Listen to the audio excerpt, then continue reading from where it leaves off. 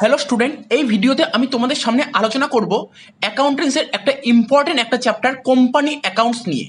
ঠিক আছে, এই চ্যাপ্টারটা যেমন ক্লাস 12-এ আছে, ঠিক তার পাশাপাশি কলেজে বিকম অনার্স এবং জেনারেল স্টুডেন্টের জন্য খুবই গুরুত্বপূর্ণ, এবং বিকম অনার্স এবং জেনারেলে সেটা 5th সেমিস্টারে আছে।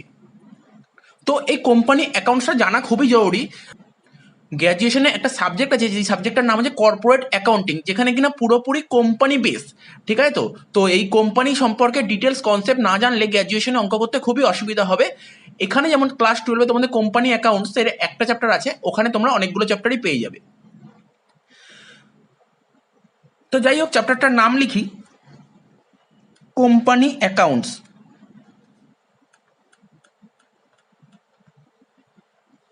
চ্যাপ্টারটার নাম কি লিখলাম? Company accounts.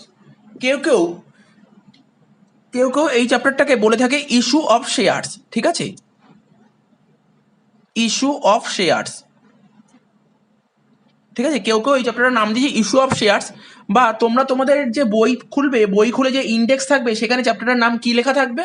লেখা থাকতে পারে অ্যাকাউন্টিং ফর শেয়ার ক্যাপিটাল। কি লেখা থাকতে পারে? Accounting for share capital.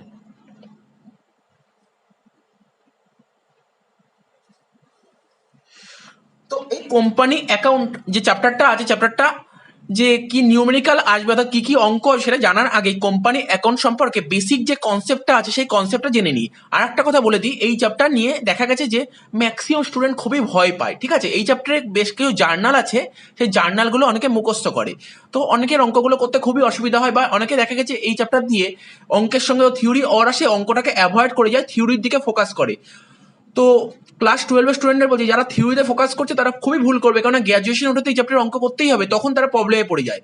তো সব দিক চিন্তা ভাবনা করে অঙ্কটা করার আগে, অঙ্ক তো তোমরা করবেই, অঙ্কটা করার আগে এই চ্যাপ্টারের কিছু বেসিক কনসেপ্ট আছে, যে কনসেপ্টটা জানা তোমাদের খুবই জরুরি। তো যাই হোক, প্রথমে তোমাদের সঙ্গে আলোচনা করি ফর্ম অফ বিজনেস অর্গানাইজেশন। কি লিখছি? Form of business organisation.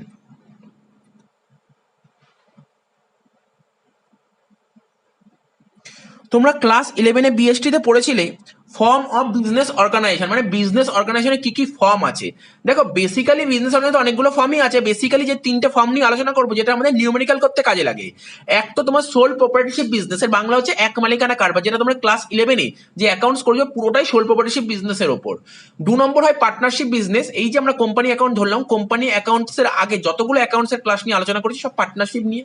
ঠিক আছে, আর 3 নম্বর তো তোমার কোম্পানি। তো দেখো, 1 নম্বর লিখি একটা একটা করে। প্রথমে লিখছি সোল প্রোপ্রাইটারশিপ বিজনেস। কি লিখছি? Sole proprietorship business.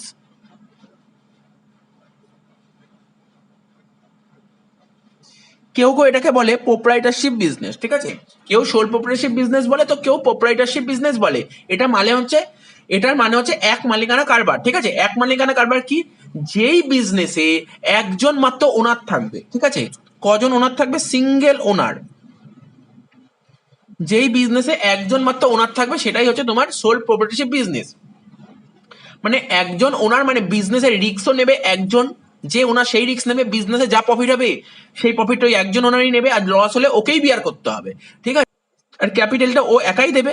ঠিক আছে, এবং ম্যানেজমেন্ট এর সমস্ত যে দায়িত্ব সব ওকেই বিয়ার করতে হবে। এটা হচ্ছে সোল প্রপার্টিশিপ বিজনেস। এটা তোমরা ক্লাস 11-এ বিএসটিতে পড়েছিলে।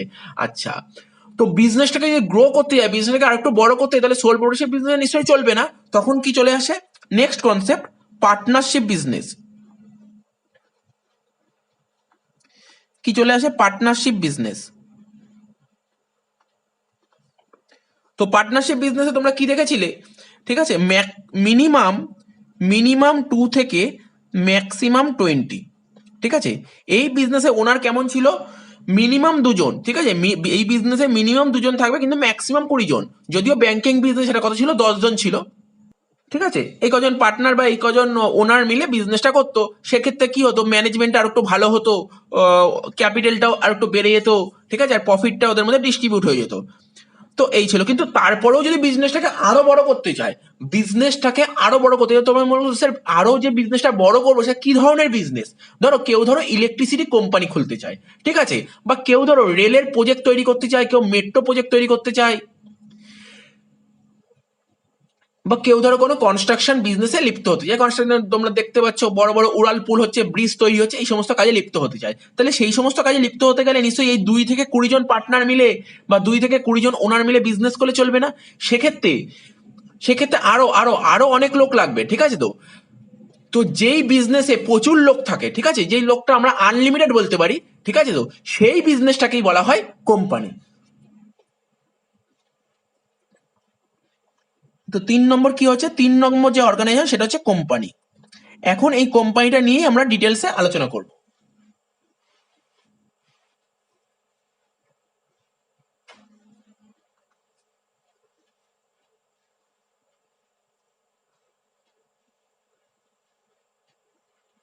ঠিক আছে, এটাকে লিখছি কোম্পানি।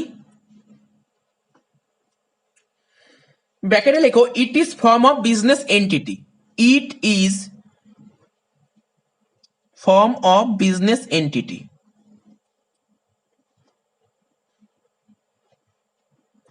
মানে আমাদের যে বিজনেস এন্টিটি আছে এটা একটা ফর্ম, ঠিক আছে? তো তো এবার যদি আমরা ওনারের কথা বলি, ওনার মানে বুঝতেই পারছো, ওনার ওনার মানে যে মালিকের কথা বলছে। যদি ওনারের কথা বলি, যখন আমরা সোল প্রপার্টিশিপ বিজনেস করতাম, সোল প্রপার্টিশিপ বিজনেসে কত ছিল, একজন ওনার ছিল।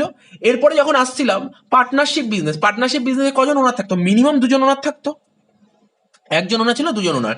এবার আমরা চাইছি কি বিজনেসটাকে খুব বড় করতে হবে, বিশাল বড় বিজনেস করতে চাই। ধরো আমি কোনো কনস্ট্রাকশন বিজনেসে লিপ্ত হই, তখন নিশ্চয়ই এই সোল প্রপার্টিশিপ বিজনেস মতন একজন আর পার্টনারশিপ বিজনেসের মতন 2 জন বা 2 থেকে 20 জন এতজন মিলে আমার নিশ্চয়ই কনস্ট্রাকশন বিজনেস করতে হবে। সেখানে আমার আরো অনেক লোক লাগবে, ঠিক আছে? ও লোক মানে এখানে ওনারের কথা বলা হচ্ছে, ঠিক আছে? তো এবার তোমরা বললে, স্যার কতজন লোক লাগবে? যে এত লোক লাগবে না, আমরা বলতে পারছি না কত লোক লাগবে, আনলিমিটেড বলতে পারো, ঠিক আছে? ধরো এরকম লোক নিচ্ছি, তোমরা বলতে পারো কতজন লোক, আমি ডট ডট দিয়ে দিলাম, কোনো অনেক লোক আছে এরকম ভাবে,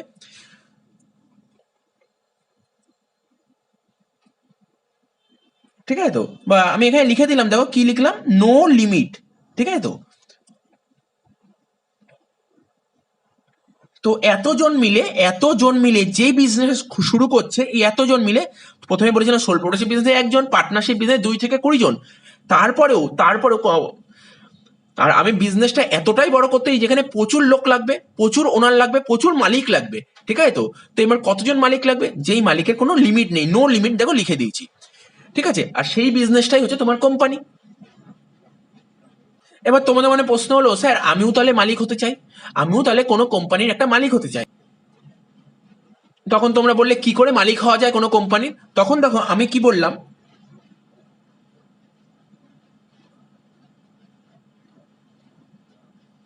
তোমরা যখন সোল প্রপারেটিভ বিজনেস করেছিলে, মানে এক মালিকানা কারবার, তুমি যখন আজকে যদি কোনো একটা গ্রসারি শপ বা মুদিখানা দোকান খোলো, তাহলে তোমাকে সেই বিজনেসের ক্যাপিটাল তোমাকেই নিয়ে আসতে হবে, ঠিক আছে? তুমি পার্টনারশিপ বিজনেস খোলো, তোমরা 2 জন বা 3 জন পার্টনার মিলে কোনো পার্টনারশিপ বিজনেস খোলো, তাহলে তোমাদের পার্টনারদের সেই বিজনেসের ক্যাপিটাল নিয়ে আসতে হবে। তো কোম্পানিও কিছু উল্টোটা কিছু নয়, কোম্পানির ক্ষেত্রেও তাই। কোম্পানির ক্ষেত্রে যারা কোম্পানির মালিক হতে চায় তাদেরকে কোম্পানিতে ক্যাপিটাল নিয়ে আসতে হয়, ঠিক আছে? তো তো এই যে ওনার আছে, ঠিক আছে, এই যে ওনার আছে, এরা কোম্পানিতে ক্যাপিটাল নিয়ে আসবে, ঠিক আছে? এরা কোম্পানিতে ক্যাপিটাল নিয়ে আসবে। আর কোম্পানিতে ক্যাপিটাল নিয়ে আসলে কি বলে, এদেরকে বলে শেয়ার হোল্ডার। দেখো ভালো করে শুনে নাও, শেয়ার হোল্ডার। এই ওনাররা যখন এই কোম্পানিতে বা এই বিজনেসে ক্যাপিটাল নিয়ে এসছে বা নিয়ে আসছে, সেটাকে বলা হয়, কারা নিয়ে আসছে, ওনাররা নিয়ে আসছে ক্যাপিটাল, তাই এই ওনারদের বলা হয় শেয়ার হোল্ডার। তার মানে তোমরা কি বুঝতে পারলে, কোম্পানির ক্ষেত্রে যারা ওনার, কোম্পানির মালিকদের আমরা কি বলি, শেয়ার হোল্ডার। এটা মাথায় রাখবে, কোম্পানির মালিকদের আমরা শেয়ার হোল্ডার বলি। পার্টনারশিপ বিজনেসে মালিকদের কি বলা হতো, পার্টনার্স বলা হতো, ঠিক আছে? তো সোল প্রপারেটিভ বিজনেসের মালিককে কি বলা হতো, প্রোপ্রাইটার বলা হতো। তেমনি কোম্পানি বিজনেসে মালিকদের কি বলা হয়, শেয়ার হোল্ডার। তো এটা তোমরা বুঝতে পারলে। তার মানে কেউ যদি কোনো কোম্পানি শেয়ার কিনতে চায়, তাহলে কোম্পানিতে ক্যাপিটাল নিয়ে আসতে হবে। এবার তোমরা বলে, স্যার ক্যাপিটালটা কিভাবে নিয়ে আসবো? দেখো ক্যাপিটালটা কিভাবে নিয়ে আসবে,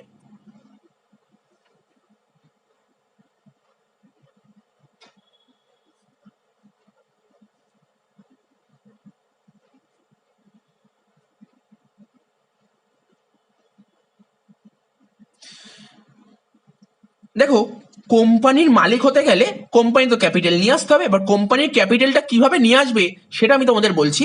কোম্পানির ভিতর অনেক কাগজ আছে, পেপার আছে, অনেক পেপার আছে। এই পেপারগুলো যারা কিনবে, এই পেপারগুলো যারা কিনবে, ঠিক আছে, এই পেপারগুলো যারা কিনবে তারাই হয়ে যাবে কোম্পানির মালিক। এই পেপারগুলো কিনতে হবে। কোম্পানির মালিক হতে গেলে তোমাকে এই পেপারগুলো কিনতে হবে। এবার দেখো এই পেপারগুলো সম্পর্কে তোমাকে একটু ডিটেলসে বলে দিচ্ছি। ধরো এটা একটা পেপার, এই পেপারটাকে আমরা কি বলি? শেয়ার। এই পেপারটাকে আমরা কি বলি? এই পেপারটাকে আমরা বলি শেয়ার, ঠিক আছে তো? বা কেউ কেউ এই পেপারটাকে কি বলে? শেয়ার বলে। তো কেউ কেউ এই শেয়ারটাকে কি বলে থাকে? Share certificate. কি বলে থাকে? Share certificate. তো এই কোম্পানির শেয়ার যারা কিনবে বা যে কিনবে তার নাম লেখা থাকবে এখানে, ঠিক আছে? তো শেয়ারে তার নাম লেখা থাকবে, ঠিক আছে, তার অ্যাড্রেস দেওয়া থাকবে,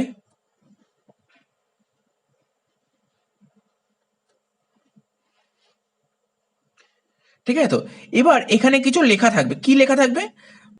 মিস্টার এক্স বা মিস্টার ওয়াই যে শেয়ার কিনেছে, সে আমার কোম্পানির এতগুলো শেয়ার কিনেছে, এতগুলো শেয়ার কিনেছে, এটা লেখা থাকবে। লিখে লাস্টে দেখবে লেখা থাকবে সাইন এবং স্ট্যাম্প, ঠিক আছে? সাইন এবং স্ট্যাম্প মানে একটা কোম্পানির একটা সিলমোহর লাগানো থাকবে। এবার তোমরা জিজ্ঞেস করতে পারো, স্যার এক একটা কোম্পানি, এই যে কোম্পানির কথা বলছেন, এই কোম্পানির একটা শেয়ারের দাম কত? দেখো এই কোম্পানির একটা শেয়ারের দাম কত কেমন? তোমরা যখন কোনো খাতা বইয়ের দোকান বা কোনো গ্রসারি শপ বা স্টেশনারি দোকানে যখন তোমরা কোনো কপি কিনতে যাও বা খাতা কিনতে যাও, তখন খাতাটা দেখে তোমাদের পছন্দ হলো, তোমরা দোকানে গিয়ে তো বলো এই খাতাটার দাম কত। তো তখন কি করে দোকানদার, যে রেজিস্টার আছে বা কপি আছে, কপিটা উল্টে দেয়, উল্টে দেখে যে কপিটার দাম কত লেখা আছে, ঠিক আছে? লেখা থাকে যে এমআরপি 20 টাকা বা 30 টাকা বা 50 টাকা। তখন বলে যে এই খাতাটার দাম এত, ঠিক আছে? এমআরপি কি? এমআরপি মানে ম্যাক্সিমাম রিটেল প্রাইস, ঠিক আছে তো? তো তেমনি কোম্পানিরও এই এক একটা পেপারের গায়ে লেখা থাকবে যে এক একটা শেয়ারের মূল্য কত, ঠিক আছে তো? তো লেখা আছে, ধরো প্রিন্ট করা আছে কত? প্রিন্ট করা আছে 10 টাকা। কত করা আছে? প্রিন্ট 10 টাকা, মানে একটা শেয়ারের দাম 10 টাকা। এইবার ধরো মিস্টার এক্স বলে, ধরো আমি তোমার কোম্পানির শেয়ার কিনতে চাই, মানে এই কোম্পানির শেয়ার কিনতে চাই। মিস্টার এক্স আসলো, তো মিস্টার এক্স কে কোম্পানি বললো দাও 10 টাকা দাও, আমি তোমাকে একটা শেয়ার দিয়ে দিচ্ছি। তো এই যে এই এক একটা কাগজগুলো দেখতে পাচ্ছি, এইগুলো কি? এইগুলোকে বলে শেয়ার। এইগুলোকে বলে শেয়ার। এই এক একটা ক্ষুদ্র ক্ষুদ্র ছোট ছোট যে এক একটা কাগজ, এইগুলোকে বলে শেয়ার। এবার ধরো এক্স এর পর ধরো মিস্টার ওয়াই আসলো। মিস্টার ওয়াই কোম্পানিকে গিয়ে বললো যে আমি তোমার কোম্পানির মালিক হতে চাই। তখন এই কোম্পানি থেকে বললো তুমি কতগুলো শেয়ার কিনতে চাও, ঠিক আছে তো? মানে তুমি যদি কোনো কোম্পানির শেয়ার, তোমাকে সেই কোম্পানির শেয়ার কিনতে হবে, ঠিক আছে তো? তুমি যদি কোনো কোম্পানির মালিক হতে চাও, তাহলে তো তোমাকে সেই কোম্পানির শেয়ার কিনতে হবে। শেয়ার মানে এই পেপারগুলো বা কাগজগুলো কিনতে হবে। তখন কোম্পানি থেকে বলছে তুমি কতগুলো কাগজ বা কতগুলো পেপার কিনতে চাই? বলছে আমি 100টা পেপার কিনতে চাই বা 100টা শেয়ার কিনতে চাই। তাহলে তখন বললো তুমি 100 × 10 1,000 টাকা দিয়ে দাও, তুমি এই কোম্পানির মালিক হয়ে যাবে। এবার ধরো জেড এসে বললো আমাকে তোমার কোম্পানি 5,000টা শেয়ার দাও। তখন কোম্পানি বলে 5,000 × 10 50,000 টাকা দাও, তুমি এই কোম্পানির মালিক হয়ে যাবে। তাহলে একটা সময় পর কি দেখবে, তো লোক আসছে শেয়ার কিনছে, টাকা দিচ্ছে। মানে একটা সময় পর দেখবে কি কোম্পানিতে, মানে বিভিন্ন মানুষ আসছে, কোম্পানিতে বিভিন্ন মানুষ আসছে, ওরা বলছে আমাদের এতগুলো করে শেয়ার লাগবে, ঠিক আছে? ওরা শেয়ার নিচ্ছে, তার বদলে টাকা দিচ্ছে। তাহলে একটা সময় পর কোম্পানিতে প্রচুর পরিমাণ টাকা জমা হয়ে গেছে, ঠিক আছে? প্রচুর টাকা জমা হয়ে গেছে, ঠিক আছে? এইভাবে কোনো একটা কোম্পানির ক্যাপিটাল তৈরি হয়, ঠিক আছে তো? তাহলে বুঝতে পারলে তো কোম্পানির ক্যাপিটালটা কিভাবে তৈরি হচ্ছে। তো এই কোম্পানি যে আছে, কোম্পানির বাইরে ওরা একটা চেয়ার টেবিল নিয়ে বসেছে। এবার সমস্ত লোক লাইন দিয়ে দাঁড়িয়েছে। তো এক একজন লোক এক এক রকম ডিমান্ড করছে, বলছে আমার এতগুলো শেয়ার লাগবে, ও বলছে আমার এতগুলো শেয়ার লাগবে, ও বলছে আমার এতগুলো শেয়ার লাগছে। যার যে কটা শেয়ার লাগছে, এমন নয় যে একজন ব্যক্তি একটাই শেয়ার কিনতে পারে। একজন ব্যক্তি 100টা কিনতে পারে, কেউ 10,000টা কিনতে পারে, কেউ 20,000টা শেয়ার কিনতে পারে। বিভিন্ন শেয়ার তারা বলছে, কারোর ধরো 50,000টা শেয়ার লাগবে, 50,000টা শেয়ার 10 টাকা 5 লাখ টাকা দিচ্ছে, শেয়ার নিয়ে চলে যাচ্ছে। তাহলে একটা সময় পর কোম্পানিতে প্রচুর টাকা জমে গেছে। এইটাই হচ্ছে কোম্পানির ক্যাপিটাল। তো আশা করি এত অবধি বুঝতে পারছি কোম্পানির ক্যাপিটালটা কি করে জোগাড় করছে। আর একটা কথা বলতেই পারি, এই যে এই শেয়ারগুলো যারা কিনছে তারাই তো কোম্পানির মালিক, ঠিক আছে? এই শেয়ারগুলো যারা কিনছে তারা তো কোম্পানির মালিক। আর আর কোম্পানির মালিককে আমরা কি বলি? শেয়ার হোল্ডার বলি, যেটা আগেও বলেছি। এইবার দেখো তোমাদের মনে একটা কোশ্চেন হবে যে কোম্পানিটা চালাবে কারা? দেখো সোল প্রপার্টিশিপ বিজনেস, যখন এক মালিকানা কারবার তোমরা করেছিলে, তখন সেই কোম্পানিটা বা সেই বিজনেসটা চালাতো কারা? যে এই বিজনেসটা চালু করেছিল সেই চালাতো। পার্টনারশিপ বিজনেসে পার্টনাররা বিজনেস চালাতো। এবার কোম্পানির ক্ষেত্রে তোমাদের মনে প্রশ্ন হবে, তাহলে স্যার কোম্পানির ক্ষেত্রে নিশ্চয়ই এই যে এতজন যে মালিক, এই মালিকরাই কোম্পানি চালাবে? তোমরা একটা জিনিস ভাবার চেষ্টা করো, এরা যদি কোম্পানি চালায় তাহলে কোম্পানির কি হতে পারে। ধরো এরা কোম্পানির মালিক, এরা যখনই শেয়ার কিনে নিল, ওরা কোম্পানির মালিক হয়ে গেল। ওরা পরের দিন সকালবেলায় কোম্পানির বাইরে চলে গেল, সিকিউরিটি গার্ডকে গিয়ে বললো যাও দরজা খোলো, আমরা কোম্পানির মালিক, আমরা এসছি। তখন সিকিউরিটি গার্ড দরজা খুলে দিল, তখন লোকের পর লোক, ভাবো কতজন লোক আসলো কোম্পানির বাইরে, সব লাইন দিয়ে লোক ঢুকছে কোম্পানির ভিতরে, লাখ লাখ কোটি কোটি লোক ঢুকছে। তো এইভাবে দল ভেদে কোম্পানির ভিতর সব ঢুকছে। তখন ধরো কেউ জিজ্ঞাসা করলো এরা কেন কোম্পানির ভিতর ঢুকছে, কেন বলছে এরা কোম্পানির মালিক তাই কোম্পানির ভিতর ঢুকছে। তো এইভাবে ভাবো কোম্পানিটা কতদিন চলতে পারে, ঠিক আছে। কোম্পানি কতদিন কি বাবা, একদিনও চলবে না কোম্পানি, 10 মিনিটের মধ্যে কোম্পানি বন্ধ হয়ে যাবে। তো তাহলে এখন তোমাদের প্রশ্ন হলো স্যার কোম্পানিটা তাহলে চলবে কি করে। দেখো কোম্পানিটা কিভাবে চলবে, দেখো কোম্পানি এইভাবে চলবে না। কোম্পানি চালানোর এক ধরনের ধরন, সেই ধরনটা কি, ঠিক যেইভাবে আমাদের দেশটা চলে, ঠিক আছে। আমি বলছি দেশটা আমার, আমি এই দেশের সিটিজেন, ঠিক আছে। দেশ আমার মতো চলবে। দেশ চালানোর একটা ধরন আছে। ধরনটা কি, গভর্নমেন্ট বলে ইলেকশন করো, ইলেকশন করে জনপ্রতিনিধি বেছে নাও, যাকে আমরা বলি লিডার। আর এই লিডার ইলেকশনে জিতে দেশ চালাবে। ঠিক তেমনই কোম্পানির ভিতরে যে শেয়ার হোল্ডাররা আছে, ঠিক আছে, এরা বেশ কিছু ট্যালেন্টেড এডুকেটেড কিছু পার্সনকে বেছে নেবে, বেছে নিয়ে তাদেরকে ভোটে দাঁড় করাবে, ঠিক আছে। ভোটে দাঁড় করাবে মানে ইলেকশনে দাঁড় করাবে, ঠিক আছে। ইলেকশনে দাঁড় করাবে এবং এদের মধ্যে যে ইলেক্ট হবে, যে বা যারা ইলেক্ট হবে তারাই হচ্ছে কোম্পানি চালাবে। এদেরকে কি বলে, এদেরকে বলা হয় ডিরেক্টর, এদেরকে বলা হয় ডিরেক্টর। যেমন তোমরা যদি টাটা কোম্পানির কথা বলো, তেমনি টাটা কোম্পানির ডিরেক্টর রতন টাটা, তেমনি ধরো রিলায়েন্স কোম্পানির ডিরেক্টরের কথা বলো আম্বানি, ঠিক আছে। তো এরা কিন্তু এই যে এদেরকে, ধরো আমি টাটা কোম্পানির কথা বলি, যে রতন টাটা যে ডিরেক্টর, তার মানে কি এই টাটা কোম্পানির শেয়ার হোল্ডাররা ভোট দিয়ে রতন টাটাকে জিতিয়ে এনেছে, ঠিক আছে। তো সুতরাং এই জিনিসটা তোমাদের মাথায় ঢুকলো। এইবার দেখো তোমাদের মনে কোশ্চেন হবে যে আচ্ছা স্যার বিজনেসে তো একটা সময় পর প্রচুর লাখ লাখ কোটি টাকা জমা পড়বে, ঠিক আছে। এই কোটি কোটি টাকা সব দেশ তো দেখাশোনা করবে কে, এই ডিরেক্টর দেখাশোনা করবে। ডিরেক্টর যদি সব টাকা নিয়ে চলে যায়, দেখো এরকম কখনো হবে না, এই কাজটা কখনোই করবে না, কেননা আমাদের দেশে একটা আইন বলে কিছু আছে। সেটা কি, তোমরা আগে দেখেছিলে পার্টনারশিপে প্রচুর ঝামেলা বাঁধতো, এই ঝামেলাগুলোকে মেটানোর জন্য কে এসেছিল, দেশের গভর্নমেন্ট, দেশের সরকার এসেছিল, ঠিক আছে। তোমরা পড়েছিলে যে পার্টনারশিপ অ্যাক্ট পড়েছিলে তো, পার্টনারশিপ অ্যাক্ট 1932। যত ঝামেলা হতো সব ঝামেলাগুলো কোর্টে নিয়ে যাওয়া হতো, সমস্ত ঝামেলাগুলো মীমাংসা হয়ে যেত পার্টনারশিপ অ্যাক্ট 1932-তে। তেমনি এখানে যদি তোমাদের মনে হয় কোম্পানিতে কোনো রকমের ঝামেলা হবে, ডিরেক্টর আমাদের টাকা পয়সা সব নিয়ে চলে যাবে, এরকম যদি হয়, এরকম ভাবনার কিছু নেই। তার জন্য গভর্নমেন্ট আছে, গভর্নমেন্ট এর জন্য একটা আইন তৈরি করেছে। সেই আইনটা কি, কোম্পানি অ্যাক্ট 1956। তাহলে কোম্পানি অ্যাক্ট কত সালে তৈরি হয়েছে, 1956-এ। তো ডিরেক্টর যা ভুলভ্রান্তি করবে সব কোম্পানি অ্যাক্ট যে 1956 আছে, তার মানে কি তোমরা বুঝতেই পারলে। যেমন আমি যদি একটা দেশের কথা বলি, তো দেশের কোনো যে জনপ্রতিনিধি, ঠিক আছে, তারা যদি এমএলএ এমপি এরা যদি ভালো করে দেশ চালাতে না পারে, তাহলে আমাদের পাবলিকের হাতে অনেক পাওয়ার আছে, তারা তাদেরকে ভোট দেবে না, পরের বার অন্য কোনো পার্টিকে নিয়ে আসবে, ঠিক আছে। তো ঠিক তেমনি এই শেয়ার হোল্ডাররা কোনো ডিরেক্টরকে তো সিলেক্ট করেছিল, সে যদি বাজে কাজ করে, সে যদি ঠিকঠাক করে কোম্পানি চালাতে না পারে, তাহলে তাকে পরের বার ভোটে যেতে হবে না, তাকে অন্য ডিরেক্টর নিয়ে আসবে। তো এই কারণের জন্য ওরা এই কাজটা করবে না, ঠিক আছে। ওরা কোম্পানিটা, ওদের দায়িত্ব আছে কোম্পানিটা খুব ভালো মতো চালানো। আচ্ছা এবার যদি বলি এই কোম্পানি একটা 1956, বর্তমানে নতুন কোম্পানি এক চালু হয়েছে, বর্তমানে নতুন কোম্পানি এক চালু হয়েছে, যেটাকে বলে লেটেস্ট, ঠিক আছে, লেটেস্ট কোম্পানি অ্যাক্ট, ঠিক আছে। সেটা কত, 2013। এইবার দেখো তোমাদের একটা কথা বলে দিই, এরা তো কোম্পানির ওনার। সাপোজ একটা উদাহরণ দিলাম, এই ব্যক্তিটা ধরো মারা গেল, ঠিক আছে, কোনো কারণে এই ব্যক্তিটা মারা গেল, তাহলে কি হবে, তাহলে সেক্ষেত্রে কি হতে পারে, এই ব্যক্তিটা যদি মারা যায়, তাহলে এর যে শেয়ারটা আছে, এই শেয়ারটা তার ফ্যামিলির মেম্বারকে দিয়ে দেওয়া হবে, ঠিক আছে, তার ফ্যামিলির যে কোনো একজন মেম্বারকে দিয়ে দেওয়া হবে, ঠিক আছে।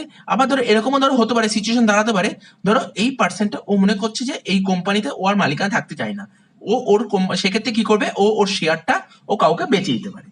তাহলে জিনিসটা বুঝতে পারলে। এইবার কোম্পানির একটা ডেফিনেশন লেখায়, আমরা যখন পার্টনারশিপ অ্যাক্ট করেছিলাম, পার্টনারশিপ অ্যাক্টের একটা ডেফিনেশন ছিল, কোম্পানি অ্যাক্টে সেইভাবে কোনো ডেফিনেশন তুলে ধরতে পারেনি। তবে কোম্পানি জিনিসটা কি এটা বোঝানোর জন্য বেশ কিছু বিশেষজ্ঞরা, ঠিক আছে, তাদের কিছু মতামত পোষণ করেছে, সেরকমই একজনের মত দেবো তোমাদের সামনে তুলে ধরবো। সেটা হচ্ছে প্রফেসর হ্যানি। প্রফেসর হ্যানি কি বলেছিল সেই কথাটা এখন আমি তোমাদের সামনে তুলে ধরবো। তো লেখো তোমরা, company is an artificial person. Company is an artificial person. Company is an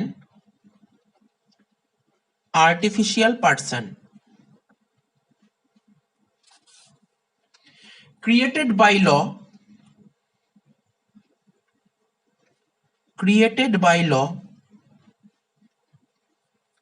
having separate legal entity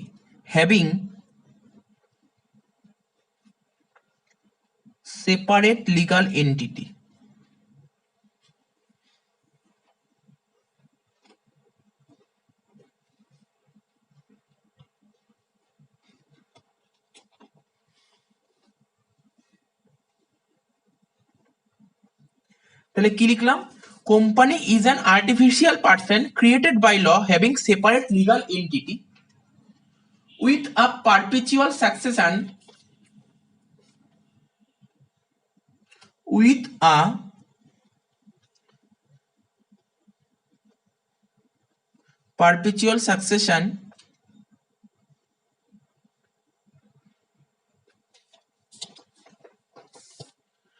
and a common seal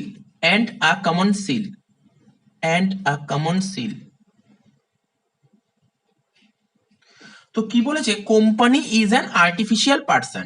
দেখো আর্টিফিশিয়াল পার্সন কেন বললাম, আমরা কি, আমরা হচ্ছে ঈশ্বর প্রদত্ত, ঠিক আছে, ঈশ্বরের দান আমরা, কিন্তু কোম্পানি কিন্তু কোনো ঈশ্বরের দান না, কোম্পানি হচ্ছে আর্টিফিশিয়াল পার্সন, মানে বলতে পারো এটা একটা কৃত্রিম ব্যক্তি, ঠিক আছে। তো ক্রিয়েটেড বাই ল, তা কোম্পানিটা কারা তৈরি করে, কোম্পানিটা হচ্ছে ল তৈরি করে, ঠিক আছে। তো মানে আর বলছে কি হ্যাভিং সেপারেট লিগাল এন্টিটি, এর লিগাল এন্টিটিটা সেপারেট, ঠিক আছে, with a perpetual succession and a common seal. Perpetual succession মানে কোম্পানিটা লাইফ টাইম ধরে চলবে, ঠিক আছে। তো কোম্পানি কখনো মরবে না, বলতে পারো না কোম্পানি কখনো মরবে, মানে কোম্পানি কখনো উঠে যাবে এটা কোনো বলতে পারো না, ঠিক আছে, কোম্পানি লাইফ টাইম ধরে চলবে।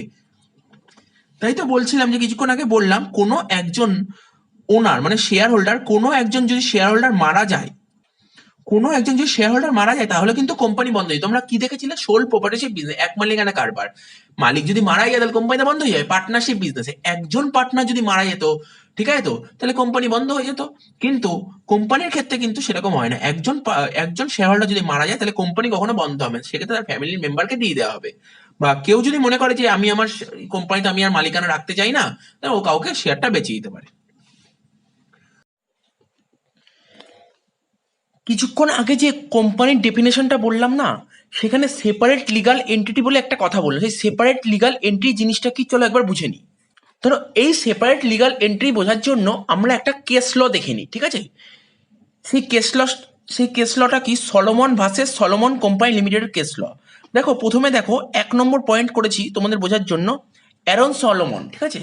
অ্যারন সলোমন একজন ব্যক্তি ছিল, তার কিনা একটা লেদার বিজনেস ছিল, ঠিক আছে। লেদার বিজনেসে মেনলি ওর একটা জুতোর বিজনেস ছিল, ঠিক আছে, শুর বিজনেস ছিল। সেই বিজনেসটা কি ফর্মে ছিল, সেই বিজনেসটা ছিল প্রোপ্রাইটারশিপ ফার্ম, ঠিক আছে। ফর্মটা ছিল প্রোপ্রাইটারশিপ ফার্ম, মানে কি বুঝতে পারছি এতক্ষণ ধরে বললাম, এক মালিকানা কারবার, ঠিক আছে। তো বেশ কিছুদিন পরে তার ছেলে তার বাবাকে বলল যে, মানে তার সান অ্যারন সলোমনকে বললো যে আমি এই বিজনেসের পার্টনার হতে চাই। তখন অ্যারন সলোমন কি করলো, অ্যারন সলোমন একটা কোম্পানি ইনকর্পোরেট করে ফেললো। একটা কোম্পানি ইনকর্পোরেট মানে একটা কোম্পানি তৈরি করে ফেললো, ঠিক আছে। এই কোম্পানিটার নাম দিল কি, সলোমন কোম্পানি লিমিটেড। তাহলে কোম্পানির নাম কি হয়ে গেল, সলোমন কোম্পানি লিমিটেড। এই সলোমন কোম্পানি লিমিটেড এই অ্যারন সলোমনের কাছ থেকে লেদার বিজনেসটা কিনে নিল, ঠিক আছে। তো মানে বলতে পারি সলোমন কোম্পানি লিমিটেড অ্যারন সলোমনের কাছ থেকে বিজনেসটা অ্যাকোয়ার করে নিল। তার মানে একটা কোম্পানি যখন কারোর থেকে যদি বিজনেস অ্যাকোয়ার করে, তার কনসিডারেশন তাকে কিছু দিতে হবে, তাকে বলে পারচেস কনসিডারেশন। তার এগেনস্টে কি দিয়েছে, ঠিক আছে, বলছে acquire sole proprietorship business in 38,000 pounds. কি দিয়েছে, 38,000 পাউন্ড দিয়েছে, ঠিক আছে। তো আবার বলে দিচ্ছি কি দিয়েছে, 38,000 পাউন্ড, ঠিক আছে। এটা যেহেতু একটা বিদেশি কোম্পানি, তাই এখানে পাউন্ড এসে অ্যামাউন্টের কথা আসেনি। এই 38,000 পাউন্ডের মধ্যে ক্যাশ দিয়েছিল 8,000 টাকা, ঠিক আছে। ইকুইটি শেয়ার দিয়েছিল 20,000 টাকা, আর 10,000 টাকা দিয়েছিল ডিবেঞ্চার। তো বলে দিলাম তোমাদের যে ব্রেকআপ অ্যামাউন্টের যে ব্রেকআপ সেটা বলে দিলাম। 2 নম্বর কেস কি, সলোমন কোম্পানি লিমিটেড। দেখো 2 নম্বরে কি দেখতে পাচ্ছ, সলোমন কোম্পানি লিমিটেডের যে ব্যাপারটা দেখি, একটা ডায়াগ্রাম দিয়েছি দেখো। কি বলছে ডিরেক্টর, তোমরা কিছুক্ষণ আগে বললাম কোম্পানি চালাতে কারা, ডিরেক্টর। তো ডিরেক্টর কে ছিল, অ্যারন সলোমন ছিল ডিরেক্টর এবং তার ছেলে। ঠিক আছে, এবার এই কোম্পানি মেম্বারদের কথা যদি দেখি, মেম্বার কারা ছিল, Aaron Solomon. Aaron Solomon member ছিল, অ্যারন সলোমনের কাছে 20,000টা ইকুইটি শেয়ার ছিল এবং তার ওয়াইফ ছিল, ওয়াইফকে একটা শেয়ার দেওয়া হয়েছিল, ডটারকে একটা শেয়ার, আর 4টে ছেলে ছিল। ঠিক আছে তো, এবং সবাইকে একটা করে শেয়ার দিয়েছিল, মানে 4টে শেয়ার। আচ্ছা, শুধু এদেরকে দিয়েই কোম্পানি চলছিল না, কোম্পানির আরো টাকার দরকার ছিল, অর্থাৎ সলোমন অ্যান্ড কোম্পানি নেমে আরো টাকার দরকার ছিল। তো সেক্ষেত্রে কি করেছিল, অ্যারন সলোমন কোম্পানিকে 10,000 পাউন্ড দিয়ে দিয়েছিল। ঠিক আছে, 10,000 পাউন্ড দিয়ে কোম্পানির ডিবেঞ্চার নিয়ে নিয়েছিল। ডিবেঞ্চার মানে আমরা জানি ডিবেঞ্চার হচ্ছে এক ধরনের, তোমরা শিখবে আস্তে আস্তে ডিবেঞ্চার জিনিসটা কি। ডিবেঞ্চারকে বাংলায় বলে ঋণপত্র, মানে ডিবেঞ্চার হচ্ছে এক ধরনের লোন। তার মানে সলোমন কোম্পানি টাকার দরকার ছিল, তখন অ্যারন সলোমন সলোমন কোম্পানিকে 10,000 পাউন্ড দিয়ে দিয়েছিল, তার বদলে কোম্পানির ডিবেঞ্চার গুলো নিয়ে নিয়েছিল। এবং ও তখন এটাও বলেছিল, এই যে ডিবেঞ্চার যে নিয়ে নিচ্ছিল না, ডিবেঞ্চার গুলো, এই ডিবেঞ্চার গুলো কি সিকিউর ডিবেঞ্চার, মানে কোম্পানির অ্যাসেট গুলোকে চার্জ নিয়েছে। মানে আমরা যদি কোথাও থেকে যে লোন নিই তাহলে নিশ্চয়ই কোনো কিছু মর্টগেজ রাখতে হয়। তো তো অ্যারন সলোমন কোম্পানিকে 10,000 পাউন্ড দিয়ে দিয়েছিল, তার বদলে ওই অ্যাসেট গুলোকে চার্জ রেখেছিল, মানে সিকিউর ডিবেঞ্চার। সিকিউর ডিবেঞ্চার কি, যেটা বারবার বলছি, ধরো আজকে ব্যাংকের থেকে কোনো একটা লোন নেবো, তো আমাকে কিছু মর্টগেজ রেখে লোনটা নিতে হবে। ঠিক আছে তো, তার মানে আমার যদি বাড়িঘর যদি অকশন বা বলতে পারো মানে আমি যদি কোনো কারণে যদি ইনসলভেন্ট হয়ে যাই, ঠিক আছে, বা আমি যদি দেউলিয়া হয়ে যাই, সেক্ষেত্রে এই জিনিসটা মর্টগেজ রেখেছিলাম, সেই জিনিসটা ওরা মানে ব্যাংক সেই জিনিসটা আগে নিয়ে যাবে। ঠিক আছে তো, তাই বলছে কোম্পানি যদি কোনো কারণে উঠে যায়, তার মানে এই সিকিউর ডিবেঞ্চারের টাকার, মানে যেই জিনিসটা সিকিউরিটি রেখেছি, ঠিক আছে, যেই জিনিসটা সিকিউর, আমি কি সিকিউরিটি রেখেছি, অ্যাসেট সিকিউর রেখেছি। তো অ্যাসেট সিকিউর রেখে, ঠিক আছে, মানে সলোমন কোম্পানি অ্যাসেটটা সিকিউর রেখে অ্যারন সলোমনের থেকে 10,000 পাউন্ড নিয়েছিল। ঠিক আছে, তার মানে কোম্পানি যদি কোনো কারণে যদি দেউলিয়া বা ইনসলভেন্ট হয়ে যায়, সেক্ষেত্রে কি করবে, কোম্পানির যে অ্যাসেট আছে সেই অ্যাসেটগুলো বেচে আগে অ্যারন সলোমনের টাকাটা দেবে, তারপর বাকি লোকের টাকা দেবে। আচ্ছা, আদার্স লোকের থেকে কত নিচে নেওয়া হয়েছিল, 6,000 পাউন্ড। এই আদার্স লোক এটাকে বলে আনসিকিউরড ক্রেডিটার্স, মানে এদেরকে সিকিউরিটি রেখে, এদের থেকে যে লোনটা নেওয়া যায় সিকিউরিটি রেখে নেওয়া হয়নি। এইবার দেখো কি হয়েছে, খুব ইন্টারেস্টিং জায়গা, 3 নম্বর পয়েন্ট বলছি। আফটার 1 ইয়ার, 1 বছর পর না কোম্পানির অবস্থা খুবই বাজে হয়ে গেছে, খুব বাজে অবস্থা। তো কোম্পানির লিকুইডেশন প্রসেসে চলে গেছে। কোম্পানি কোন প্রসেসে চলে গেছে, লিকুইডেশন প্রসেস, বা তোমরা এটাকে বলতে পারো উইন্ডিং আপ। মানে উইন্ডিং আপ জিনিসটাই, কোম্পানি যখন উঠে যায় তখন তাকে বলে উইন্ডিং আপ। আর এই লিকুইডেশন প্রসেস বা উইন্ডিং আপ কখন হয়, যখন কোম্পানির অ্যাসেটের তুলনায় যখন লাইবিলিটি বেশি হয়, তখন কোম্পানি লিকুইডেশন প্রসেসে চলে যায়। মানে লিকুইডেশন মানে বুঝতে পারছো, কোম্পানি খুবই বাজে অবস্থা, মানে কোম্পানি লসে রান করছে, এরকম একটা পজিশনে চলে গেছে। তো দেখা গেছে যে কোম্পানির লাইবিলিটি ছিল সেই সময় 16,000 পাউন্ড। ঠিক আছে, কোম্পানির লাইবিলিটি ছিল 16,000 পাউন্ড, আর অ্যাসেট ছিল, যা অ্যাসেট ছিল সেই অ্যাসেটগুলোকে রিয়ালাইজ করে 6,000 পাউন্ড পাওয়া গেছে। আউট অফ দিস, এই যে লাইবিলিটি ছিল 16,000 পাউন্ড, এই 16,000 পাউন্ডের মধ্যে 10,000 পাউন্ড কে পেত, 10,000 পাউন্ড যে মেন যে মালিক অ্যারন সলোমন পায় হচ্ছে 10,000 পাউন্ড। কেননা ও কোম্পানিকে 10,000 টাকা লোন দিয়েছিল, এবং সেটা কি ধরনের লোন ছিল, সিকিউর ডিবেঞ্চার। ঠিক আছে, আর কিছুক্ষণ আগেই বললাম যে রুলটা কি বলছে, আগে সিকিউর ডিবেঞ্চার টাকা পেমেন্ট করতে হয়, তাকে তারপর বাকি লোকের টাকা পেমেন্ট করতে হয়। আর আনসিকিউর ক্রেডিটার্সে কত পেত, 6,000 পাউন্ড। বেশ কিছুদিন পর, মানে যে রুলটা কি, মানে বারবার বলছি একটাই রুল বলছি যে আগে সিকিউর ডিবেঞ্চারদের পেমেন্ট করবে, তারপর আনসিকিউর ডিবেঞ্চারদের পেমেন্ট করবে। ঠিক আছে তো, তো দেখো অ্যাসেট ছিল 6,000 পাউন্ড, তো মানে কারা আগে পেমেন্ট পাবে, স্যার আগে পেমেন্ট পাবে সিকিউর ক্রেডিটার্স বা সিকিউর ডিবেঞ্চাররা। তার মানে পুরো 6,000 টাকা আমার কাছে ছিল, মানে 6,000 পাউন্ড ছিল, তার মধ্যে 10,000 পাউন্ড পেত কে, সলোমন। তো সলোমনকেই পুরো টাকা দিতে হবে। তো 6,000-এর মধ্যে পুরো 6,000 যদি সলোমনকে দিয়ে দিই, তাহলে 4,000 টাকা সলোমনকে দিতে পারিনি, তাহলে আনসিকিউরড ক্রেডিটার্স কিছু টাকা পাইনি। এরকম অবস্থায় আনসিকিউরড ক্রেডিটার্স কোর্টে একটা ক্লেম করেছে। ঠিক আছে তো, কোর্টে একটা মামলা করেছে, বলছে Solomon and the company are one and same person, Solomon company same person, তো ও কেন পুরো টাকাটা পেয়ে যাবে। ও একটা কেস করেছিল। তো দেখো কেস করেছে, কেসে লাস্ট কনক্লুশন কি এসে, কোর্ট কি বলেছে, যে কোর্টটার নাম, যেই কোর্টে এই রায়টা বেরিয়েছে সেই কোর্টটার নাম ছিল হাউস অফ লর্ড, কত সালে, 1897 সালে। ঠিক আছে তো, তো কোর্ট বলেছিল কোম্পানির নিজস্ব কিছু ফিচার্স আছে। ঠিক আছে তো, কি বলছে, বলছে যে সেপারেট লিগাল এন্টিটি। কোর্ট পরিষ্কারভাবে বলে দিয়েছে যে কোম্পানি না, কোম্পানির ল অনুযায়ী, ঠিক আছে, ল অনুযায়ী কোম্পানিটা গঠিত হয়, মানে ল অনুযায়ী কোম্পানিটা তৈরি হয় এবং সেটাকে রেজিস্টার্ড করা হয়। ঠিক আছে, রেজিস্ট্রেশন ছাড়া এই বিজনেস কখনোই স্বীকৃতি পায় না। তাই তো কোম্পানি রেজিস্ট্রেশন হওয়া ম্যান্ডেটরি।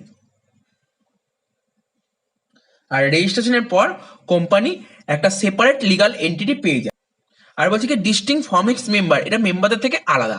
যেমন যেমন ধরো আমরা যে মানুষ, আমরা না কৃত্রিম, মানে আমরা বলতে পারো আমরা ন্যাচারাল পার্সন, ঠিক আছে, ঈশ্বর প্রদত্ত, কিন্তু কোম্পানি তো ন্যাচারাল নয়, কোম্পানি যে আর্টিফিশিয়াল, ঠিক আছে, ঈশ্বর প্রদত্ত নয়। আর কি বলছি, the assets of the company must utilise in the payment of debenture first and then unsecured creditors, মানে কোম্পানি থেকে পরিষ্কার বলে দিয়েছে আগে সিকিউর ক্রেডিটার্সদের পেমেন্ট করা হবে, তারপর কিছু পিছিয়ে থাকলে আনসিকিউরড ক্রেডিটার্সদের পেমেন্ট করা হবে। তো আশা করি বুঝতে পেরেছি জিনিসটা কি সেপারেট লিগাল এন্টিটি। কিছুক্ষণ আগে আমি তোমাদের সামনে কোম্পানির ডেফিনেশনটা দিলাম, যদিও সেটা একটু ছোট্ট ডেফিনেশন ছিল। এখন সেই ডেফিনেশনটা একটু বিস্তারিতভাবে আলোচনা করছি। দেখো কি লেখা আছে, বলছে a company R a joint stock company. যে কোম্পানি যাকে বলি সেটাকেই আমরা জয়েন্ট স্টক কোম্পানি বলি, আমরা ক্লাস 11 বিজনেস স্টাডিজে পড়েছিলাম, যেটা কোম্পানি সেটাই joint stock company. Is an entity, ঠিক আছে, মানে সোল প্রপার্টিটিভ বিজনেস যেমন এন্টিটির একটা পার্ট, পার্টনারশিপও একটা এন্টিটির পার্ট, তেমনি জয়েন্ট স্টক কোম্পানি বা কোম্পানি এন্টিটির একটা পার্ট। বলছে a company or a joint stock company is an entity established by the process of law for undertaking a business. বলছে যে কোম্পানিটা স্টেবল কি করে হয়, কি করে এক্সিস্টেন্সে আসে, কেই বা নিয়ে আসে কোম্পানিকে, ঠিক আছে। এর অ্যান্সারটা হলো কোম্পানিকে কে নিয়ে আসে, কোম্পানিকে নিয়ে আসে প্রসেস অফ ল। এটা লিখেছে কোম্পানিকে কে নিয়ে আসে, প্রসেস অফ ল, অর্থাৎ লই কোম্পানিকে তৈরি করতে পারে, আবার লই কোম্পানিকে বন্ধ করতে পারে। আর একটা কি বললাম কিছুক্ষণ আগে, যে আমরা একটা এক্সাম্পল একটা কেস ল বুঝালাম, সেটা কি Solomon versus Solomon company limited ছিল। তো কি ছিল, অ্যারন সলোমন একটা লেদার শুর বিজনেস খুলেছিল, ঠিক আছে, কিন্তু বেশ কিছু সময় পর ওর মনে হলো যে বিজনেসটা কন্টিনিউ করবে না, ও সেখানে কি করেছিল, কোম্পানি ক্রিয়েট করেছিল। অর্থাৎ যে লেদারের বিজনেসটা ছিল, অ্যারন সলোমনের যে বিজনেসটা ছিল, সেটা কোথায় কনভার্ট হয়ে গেছিল, সেটা কোম্পানিতে কনভার্ট হয়ে গেছে। তাই তো লিখেছে আন্ডারটেকিং আ বিজনেস, মানে কোম্পানিটা কি করে তৈরি হয়, বিজনেসটাকে আন্ডারটেক করে। তো তোমরা ভালো করে মনে করার চেষ্টা করো যে কিছুক্ষণ আগে বললাম অ্যারন সলোমনের যে বিজনেসটা ছিল, সেটাকে অ্যারন সলোমনের বিজনেসটা আন্ডারটেক কে করেছিল, সলোমন কোম্পানি, ঠিক আছে। সেইভাবে তো কোম্পানি তৈরি হয়েছিল। তাই কোম্পানি তৈরি করতে গেলে কোনো একটা বিজনেসকে আন্ডারটেক করতে হয়, ঠিক আছে। আর company is an artificial person, মানে আমরা যেমন নর্মাল পার্সন, ঠিক আছে, বা বলতে পারো আমরা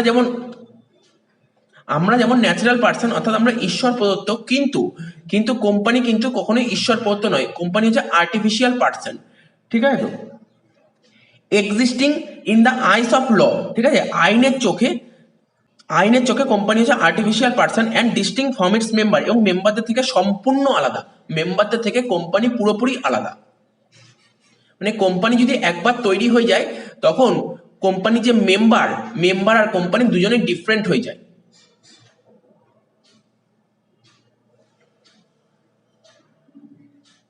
আর দেখো আর্টিফিশিয়াল পার্সন কেন বলছি, এটা তোমরা ব্যাপারটা বোঝার চেষ্টা করো। আজকে ধরো একটা রুমে, ঠিক আছে, একটা বড় রুমে কোম্পানির ডিরেক্টররা মিলে একটা মিটিং করছে, ঠিক আছে, তো বা কনফারেন্স করছে। তো সেখানে ধরো এরকম সময় একটা ভূমিকম্প হলো, তো সবাই মারা গেল, ঠিক আছে, সবাই মারা গেল, সেক্ষেত্রেও কিন্তু কোম্পানি বন্ধ হবে না, ঠিক আছে। আইনের চোখে কোম্পানি কখনো বন্ধ হবে না, ঠিক আছে। কোম্পানিকে একমাত্র বন্ধ করতে পারে আইন, লয় বন্ধ করতে পারে, ঠিক আছে। মেম্বাররা যতই মারা যাক, কোম্পানি কখনোই বন্ধ হবে না। কিন্তু এটা যদি পার্টনারশিপ বিজনেস হতো, কি হতো, কোনো পার্টনার যদি মারা যেত কোম্পানি, তখনই বিজনেস, এই পার্টনারশিপ বিজনেস তখনই বন্ধ হয়ে যেত। বুঝলি, it has a share capital divided into share, ঠিক আছে। এই যে কোম্পানির যে শেয়ার ক্যাপিটাল, কোম্পানি যে ক্যাপিটালটা থাকবে সেটা শেয়ারে ডিভাইড হয়ে যায়, ঠিক আছে। The owner of which are known as member or share holder, ঠিক আছে। আর কোম্পানির যে ওনার তাদেরকে কি বলি, মেম্বার বা শেয়ার হোল্ডার বলছি, মানে কোম্পানির মালিককে আমরা কি বলে থাকি, share holder. Insolvency or death of a member has no effect on the life of company. Insolvency বা ডেথ হলে, মেম্বারের ইনসলভেন্সি বা ডেথ হলে কোম্পানিতে কোনো এফেক্ট পড়ে না, ঠিক আছে। যেমন আমরা দেখলাম পার্টনারশিপ বিজনেসে কোনো পার্টনার যদি মারা যেত, তাহলে সেই পার্টনারশিপ বিজনেস বন্ধ হয়ে যেত, বা কোনো পার্টনার যদি ইনসলভেন্ট হয়ে যেত, তাহলে সেই বিজনেসটাও বন্ধ হয়ে যেত, ঠিক আছে। কিন্তু কোম্পানিতে এরকম কোনো এফেক্ট পড়বে না। এরপরে দেখো নেক্সট একটা কনসেপ্টে আসো। ধরো এটা হচ্ছে একটা পিস অফ ল্যান্ড, ঠিক আছে। আমি ধরো এই পিস অফ ল্যান্ডটা আমি পারচেস করেছি, ঠিক আছে, তো এবং চাইছি এই পিস অফ ল্যান্ডটা আমি ছোট ছোট প্লটে করি, ছোট ছোট প্লট করে, এটা একটা প্লট, এরকম একটা একটা করে অনেকগুলো প্লট করে আমি কাউকে বেচবো, ঠিক আছে। তো তো আমি এই যে পুরো ল্যান্ডটা আমি 10 লাখ টাকায় বেচতে চাই। তার মধ্যে এক একটা এই যে পুরো ল্যান্ডটাকে আমি পার্ট করেছি, মানে পার্ট মানে একটা প্লট করেছি, সেই এক একটা প্লট বেচতে চাই 100 টাকায় বেচতে চাই, ঠিক আছে, একটা প্লট আমি 100 টাকায় বেচতে চাই। তার মানে আমি যদি পুরো ল্যান্ডটা 10 লাখ টাকায় বেচতে যাই আর একটা প্লট যদি 100 টাকায় বেচতে যাই, তাহলে কতগুলো প্লট বেচতে হবে? দেখো তোমার নিজেই বুঝতে হবে, 10 লাখকে যদি 100 দিয়ে ভাগ করো মানে 10,000টা প্লট বেচতে হবে। এই যে এক একটা প্লট, এই এক একটা প্লটকেই বলা হয় শেয়ার, এই এক একটা প্লটকেই বলা হয় শেয়ার, ঠিক আছে তো। তাও যদি বলো শেয়ার জিনিসটা কি, শেয়ার হচ্ছে একটা কাগজ, যেই কাগজে লেখা থাকে যে আমি এই পার্সনকে এতগুলো শেয়ার দিয়েছি, ঠিক আছে তো। এবার প্রশ্ন হলো শেয়ার পারচেস আর শেয়ার সেল কি করে হয়। শেয়ার পারচেস আর শেয়ার সেল কি করে হয়? এবার দু রকমের শেয়ার হতে পারে, একটা এক্সিস্টিং কোম্পানির শেয়ার হতে পারে, একটা নিউ কোম্পানির শেয়ার হতে পারে। ধরো আজকে কোনো একটা কোম্পানি তৈরি হলো, সেই কোম্পানির শেয়ার কিভাবে কেনা বেচা হয় সেটা তো বলছি। আজকে ধরো কোনো একটা কোম্পানি তৈরি হলো, সেই কোম্পানির শেয়ার কি করে কেনা বেচা হয়, সেই কোম্পানি মার্কেটে, সেই কোম্পানি কেউ জানেই না, সেই কোম্পানির অ্যাড দিতে হবে, মার্কেটে অ্যাড দিতে হবে এবং পাশাপাশি প্রসপেক্টাস ছাপাতে হবে, ঠিক আছে, যেটা দেখে কোনো একজন পার্সন শেয়ার কিনতে পারে, ঠিক আছে। তো সেই পার্সন কিভাবে শেয়ার কিনবে, সেই পার্সন একটা অ্যাপ্লিকেশন ফর্মে একটা ফর্ম ফিল আপ করবে, ফর্ম ফিল আপ করে বলবে আমি তোমার কোম্পানি এতগুলো শেয়ার কিনতে চাই, ঠিক আছে, শেয়ার কিনতে চাই। তো এই ফর্মটা তাকে জমা দিয়ে দেবে, সে যদি খুশি হয় তাকে শেয়ার দিতে পারে, ঠিক আছে। তবে যখন ফর্মটা ফিল আপ করে দেবে, ফর্মের সঙ্গে সঙ্গে একটা চেক দিয়ে দেবে, যে সে যদি 10টা শেয়ার কিনতে চায় 10টা শেয়ারের দাম দিয়ে একটা চেক অ্যামাউন্ট বসিয়ে দেবে। আচ্ছা, আর এক্সিস্টিং কোম্পানি শেয়ার কি করে কেনা বেচা যায়? এক্সিস্টিং কোম্পানি শেয়ার কেনা বেচা হয় শেয়ার মার্কেটের মাধ্যমে, শেয়ার মার্কেটের মাধ্যমে। ধরো সাপোজ ধরো টাটা কোম্পানির একজন শেয়ার হোল্ডার ছিল মিস্টার এক্স, ঠিক আছে, মিস্টার এক্স চাইছে না ওই কোম্পানিতে আর থাকতে, তাই ওই কোম্পানির শেয়ার ও বেঁচে দিতে চাইছে। তাহলে মিস্টার এক্স অনলাইনে বসলো, ঠিক আছে, শেয়ার মার্কেটে ঢুকলো। তো এবার ধরো ওই এক্স এর শেয়ারটা ধরো ওয়াই কিনতে চায়, তাহলে এক্স আর ওয়াই এর মধ্যে একটা বার্গেনিং হবে, ঠিক আছে তো, যেই দামে ওদের মধ্যে ফিক্সড হবে, ঠিক আছে তো, সেই দামেই শেয়ারটা কেনা বেচা হবে। এবার প্রশ্ন হলো কিসের মাধ্যমে পেমেন্টটা হবে? Online, bank transaction.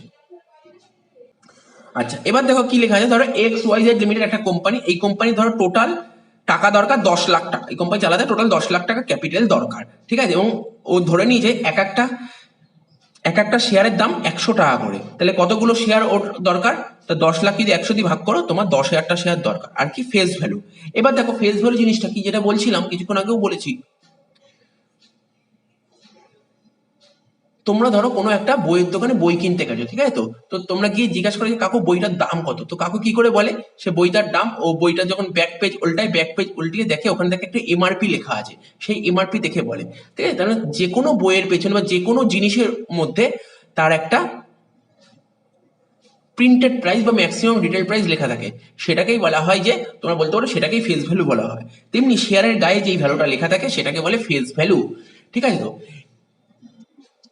এবার দেখো কখনো কখনো শেয়ার ইস্যু করা হয় ফেস ভ্যালু হচ্ছে বেশি দামে, কখনো শেয়ার ইস্যু করা হয় ফেস ভ্যালু হচ্ছে কম দামে। তোমরা নিশ্চয়ই দেখে যখন তোমরা পিভিআর টিভিআর সিনেমা দেখতে যাও, তখন দেখবে একটা জলের বোতল বাইরে যেখানে 20 টাকা, সেখানে সেই জল কত টাকা নিচ্ছে? 40 টাকা নিয়ে নিচ্ছে। ধর কোল্ড ড্রিঙ্কসের কথাই যদি বলো, কোনো থামস আপ বা কোক, তোমরা যেটা বাইরে এটা 20 টাকায় পেয়ে যাবে, সেই কোল্ড ড্রিঙ্কস ওরা 50-60 টাকায় নিয়ে নিচ্ছে, তাই তো। কিছু করার নেই, তোমাকে নিতেই হবে, এক্সট্রা টাকা নিয়ে নিচ্ছে, ঠিক আছে তো। এটাই হচ্ছে তোমার বেশি দাম নিচ্ছে, এটাকে বলা হয় প্রিমিয়াম। আচ্ছা, এবার প্রশ্ন হচ্ছে স্যার ফেস ভ্যালু কোথায় ইউজ করা হয়? দেখো তোমাদের যদি বলি ফেস ভ্যালু কোথায় ইউজ করা, এটা খুব জরুরি জিনিস, জানাটা খুব জরুরি, যদি পরবর্তী সময় এটা লাগবে। একটা কোম্পানি ঠিক যত টাকা একটা ইয়ারে প্রফিট করে, সেই প্রফিটটা না 3টে ভাগ করে। একটা ভাগ তো গভর্নমেন্টকে ট্যাক্স দিয়ে দেয়, একটা ভাগ প্রফিটের একটা পোর্শন কি করে রিজার্ভের জন্য টাকাটা সরিয়ে, মানে প্রফিটে কিছু পোর্শন টাকা বিজনেসটাকে ডেভেলপ করার জন্য, ঠিক আছে, একটা টাকা সরিয়ে রাখে, সেইটাকে বলে রিজার্ভ। আর যে বাকি টাকা থাকে সেটা কোম্পানির শেয়ার হোল্ডারদের মধ্যে ডিস্ট্রিবিউট করে দেয়। কি এই যে ডিস্ট্রিবিউট করে দিচ্ছে, এটাকেই বলা হয় ডিভিডেন্ড। আচ্ছা, এবার ধরো তোমরা যদি জানতে চাও মার্কেট প্রাইস জিনিসটা কি বা market value, it is current price of shares in market at which share at purchase or sold. ধরো আজকে ধরো টাটা কোম্পানি যদি জানতে চাও, টাটা কোম্পানির এক একটা শেয়ারের মার্কেট প্রাইস কত, মার্কেট ভ্যালু কত একটা শেয়ারের, ঠিক আছে তো। আজকের দিনে দাঁড়িয়ে এক একটা শেয়ারের মার্কেট ভ্যালু কত, সেটাই হচ্ছে মার্কেট প্রাইস। আমি দুটো উদাহরণ তুলে ধরেছি, একটা এসবিআই কোম্পানি, একটা এমআরএফ কোম্পানি। এসবিআই কোম্পানির একটা শেয়ারের ফেস ভ্যালু 1 টাকা, এমআরএফ কোম্পানির একটা শেয়ারের ফেস ভ্যালু 10 টাকা। কিন্তু যারা এসবিআই কোম্পানির শেয়ার 1 টাকা দিয়ে কিনেছিল, সেই সময় যখন কোম্পানি তৈরি হয়েছিল তখন তো তাকে 1 টাকা দিয়ে কিনতে হয়েছিল, কিন্তু সেই শেয়ারের আজকের দিনে দাম হচ্ছে 196 টাকা। আর এমআরএফ কোম্পানির কথা যদি বলি, তো সেই শেয়ার যখন কিনেছিল এমআরএফ কোম্পানির শেয়ার, তারা 10 টাকা দিয়ে কিনেছিল, আজকে সেই শেয়ারগুলো মার্কেটের দাম ধরো একটা এস্টিমেট করা হয়েছে 67,000, আজকের দিনে এর দাম হচ্ছে 67,000। ঠিক আছে, তাহলে আজকে যদি এই শেয়ারটা, যদি এমআরএফ কোম্পানির শেয়ার যদি আজকে কেউ কিনতে যায়, তাহলে তাকে কিন্তু এই 67,000 টাকা দিয়ে শেয়ারটা কিনতে হবে। এসবিআই কোম্পানির শেয়ার যদি কেউ কিনতে যায়, তাহলে তাকে 196 টাকা দিয়ে কিনতে হবে, এটা মাথায় রাখতে হবে। ঠিক আছে, আর এই যে আমি যে ইনফরমেশন গুলো পেলাম, কোন সাইটে তোমরা পাবে? ওয়েবসাইটে চলে যাবে moneycontrol.com, সেখানে এই ইনফরমেশন গুলো তোমরা পেয়ে যাবে। তো কি বললাম, যেটা বলছিলাম এটা বলা বাকি ছিল, ডিভিডেন্ড। ঠিক আছে, তো ডিভিডেন্ড সবসময় ফেস ভ্যালুর উপর চার্জ করা হয়। তো দেখো, এতক্ষণ আমি তোমাদের সামনে মোটামুটি কোম্পানি জিনিসটা কি তার একটা ওভারভিউ দিলাম। আশা করি তোমরা কিছুটা হলেও কোম্পানি বুঝতে পেরেছো। তো ক্লাস 11-এ তোমাদের বিজনেস স্টাডিজ ছিল, সেখানে তোমরা যৌথ মূলধনী কোম্পানি বা জয়েন্ট স্টক কোম্পানি পড়েছিলে।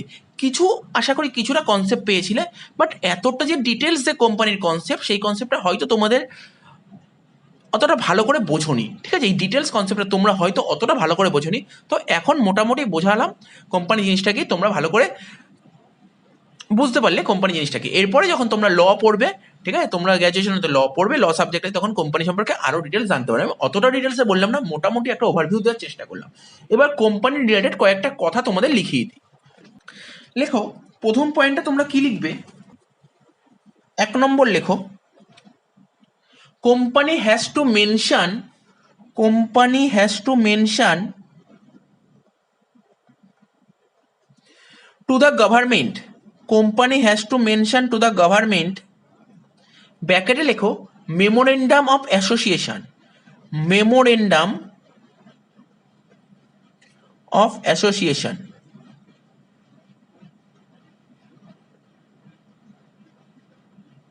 কি লিখলে? Memorandum of association. আচ্ছা, তারপর লেখো, the amount of maximum capital, the amount of maximum capital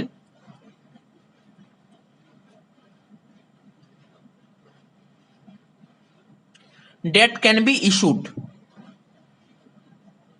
that can be issued। এর মানে হচ্ছে, যে কোনো কোম্পানি, যেই কোম্পানি, ধরো আমি ধর আজকে কোনো কোম্পানি খুলতে চাই, ঠিক আছে, কোম্পানি খুলতে গেলে আমার গভর্নমেন্টের কাছে গিয়ে বলতে হবে আমি ম্যাক্সিমাম কতটা ক্যাপিটাল ইস্যু করতে চাই। গভর্নমেন্টকে গিয়ে বলতে হবে, আমি যদি 1 কোটি টাকা ক্যাপিটাল চাই তাহলে গভর্নমেন্টকে বলতে হবে, আমি যদি 2 কোটি চাই তাহলে গভর্নমেন্টকে বলতে হবে আমার ক্যাপিটাল 2 কোটি চাই, 50 কোটি চাইলে 50 কোটি, 100 কোটি চাইলে 100 কোটি। তো গভর্নমেন্টের কাছে গিয়ে বলতে হবে আমার এত টাকা ক্যাপিটাল চাই। তো company has to mention to the government, এটাকেই বলা হয় মেমোরেন্ডাম অফ অ্যাসোসিয়েশন। ঠিক আছে, তো এরপরে দেখো একটা টপিক লেখাচ্ছি, অথরাইজড ক্যাপিটাল, অথরাইজড ক্যাপিটাল। তো অথরাইজড ক্যাপিটালটা কি, যেটা বললাম এতক্ষণ, যেটা বলছিলাম, এরপরে কি দেখো একটা কনসেপ্ট লেখাচ্ছি, অথরাইজড ক্যাপিটাল জানা তোমাদের খুবই জরুরি। অথরাইজড ক্যাপিটাল জিনিসটা কি? এই অথরাইজড ক্যাপিটালকে কেউ কেউ বলে নমিনাল ক্যাপিটাল, এর আরেকটা নাম আছে রেজিস্টার্ড ক্যাপিটাল। ঠিক আছে, কি কি বললাম? Nominal capital, registered capital. দেখো লিখে দিচ্ছি, এর কি কি নাম আছে? নমিনাল ক্যাপিটাল, আর একটা নাম আছে তোমার registered capital.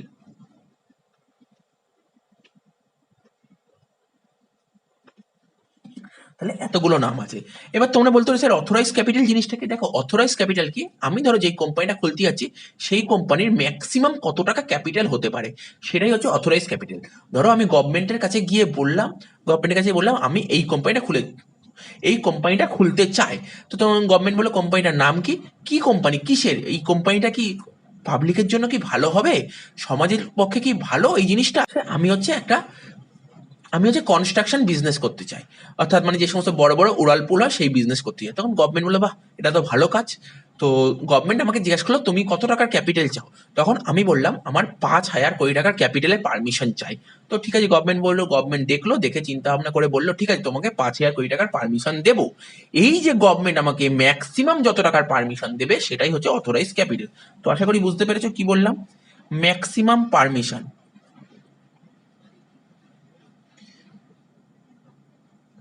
Maximum permission. Government আমাকে ম্যাক্সিমাম যত টাকার পারমিশন দেবে সেটাই হচ্ছে আমার অথরাইজ ক্যাপিটাল। 2 নম্বর পয়েন্টটা লেখো, a company can issue two kinds of share, two kinds of share, namely, ঠিক আছে, নেমলি এ দিয়ে লেখো ইকুইটি শেয়ারস,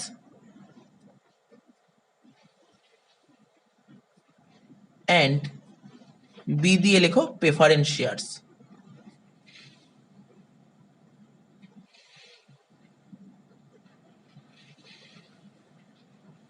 তাহলে কি বললাম, আ কোম্পানি ক্যান ইস্যু, মানে ধরো কোনো একটা কোম্পানি দু ধরনের শেয়ার ইস্যু করতে পারে, এক তো ইকুইটি শেয়ার আর একটা প্রেফারেন্স। এখন তোমরা জানতে গেলে স্যার ইকুইটি শেয়ার জিনিসটা কি, প্রেফারেন্স শেয়ার জিনিসটা কি, দেখো এটা বলে দিচ্ছি ইকুইটি শেয়ার জিনিসটা কি, প্রেফারেন্স শেয়ার জিনিসটা কি। লেখো equity shares, equity shares are those shares, equity shares are those shares which are not preference share, which are not preference shares।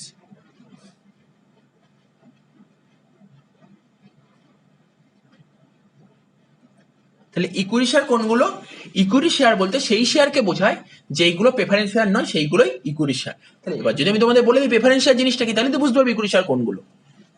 এরপরে লেখো প্রেফারেন্স শেয়ার জিনিসটা কি, লেখো প্রেফারেন্স শেয়ারস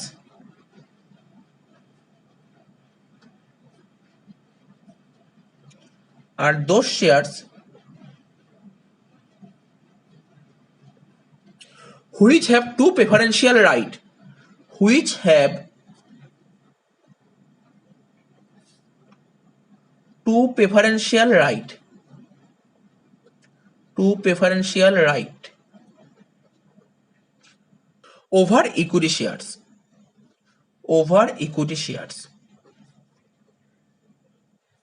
বলছে প্রেফারেন্স শেয়ার বলতে কাদের বোঝায়, প্রেফারেন্স শেয়ার বলতে সেই সমস্ত শেয়ারকে বোঝায় যারা কিনা প্রেফারেন্সিয়াল মানে হচ্ছে এখানে সুবিধা, ঠিক আছে তো, ইকুইটি শেয়ারের তুলনায় এক্সট্রা দুটো সুবিধা পাবে, ঠিক আছে তো। মানে প্রেফারেন্স শেয়ার কাকে বলে, প্রেফারেন্স শেয়ার হচ্ছে সেই সমস্ত শেয়ারকে বোঝায় যারা কিনা ইকুইটি শেয়ারের তুলনায় দুটো অ্যাডভান্টেজ এক্সট্রা পাবে, সেটাই হচ্ছে প্রেফারেন্সিয়াল শেয়ার, সেটাই হচ্ছে প্রেফারেন্স শেয়ার। সেই দুটো সুবিধা কি, number one, right to receive dividend, right to receive dividend, right to receive dividend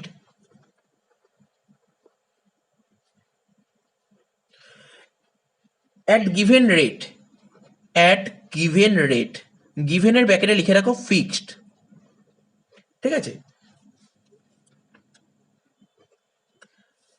at given rate before dividend is paid, before dividend is paid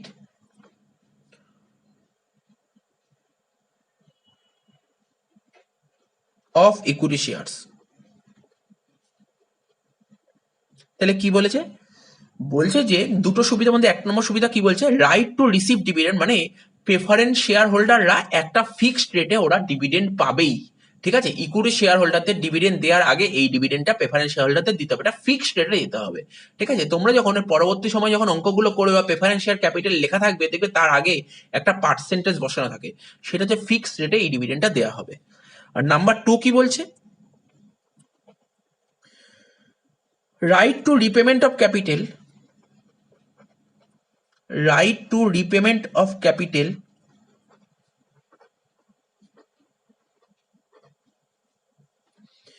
before capital is returned,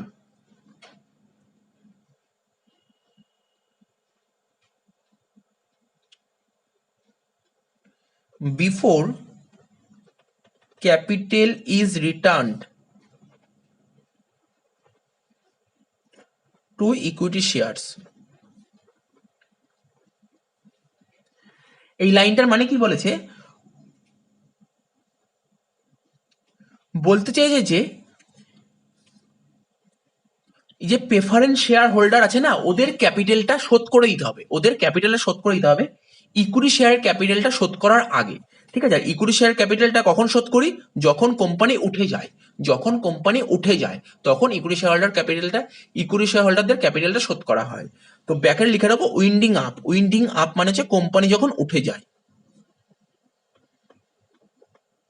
ঠিক আছে তো। তার মানে company উঠে যাওয়ার আগে, ঠিক আছে, তখন তো ইকুইটি শেয়ার প্রেফারেন্স শেয়ার ওদের টাকা শোধ করতে হয়, তো ইকুইটি শেয়ারের টাকা শোধ করার আগে প্রেফারেন্স শেয়ার টাকা শোধ করতে হবে। তো এই একটা বেসিক জিনিস লিখিয়ে দিলাম। মানে যে কোনো কোম্পানি দু ধরনের শেয়ার ইস্যু করতে পারে, একটা হচ্ছে ইকুইটি শেয়ার, একটা প্রেফারেন্স শেয়ার। ইকুইটি শেয়ার জিনিসটা কি? ইকুইটি শেয়ার বলতে সেই সমস্ত শেয়ারকে বোঝায় যেগুলো কিনা প্রেফারেন্স শেয়ার নয়। এবার হচ্ছে প্রেফারেন্স শেয়ার জিনিসটা কি? প্রেফারেন্স শেয়ার হচ্ছে এক্সট্রা দুটো সুবিধা পায় যেটা ইকুইটি শেয়ার হোল্ডাররা পায় না। তাহলে সেই দুটো সুবিধা কি? ইকুইটি শেয়ার হোল্ডারদের ডিভিডেন্ড দেওয়ার আগে প্রেফারেন্স শেয়ার হোল্ডারদের একটা ফিক্সড রেটে ডিভিডেন্ড দিতে হবে। আর একটা কি? কোম্পানি উঠে যাওয়ার আগে, ঠিক আছে, কোম্পানি উঠে যাওয়ার আগে প্রেফারেন্স শেয়ার হোল্ডারের টাকাটা শোধ করে দিতে হবে ইকুইটি শেয়ার হোল্ডারের টাকা শোধ করার আগে, ঠিক আছে তো? আচ্ছা, 3 নম্বর দেখো, অ্যাকচুয়ালি এটা একের পরেই লেখানো উচিত ছিল, জাস্ট মিস করে গেছি। তো লেখো, company can issue any amount of capital, company can issue any amount of capital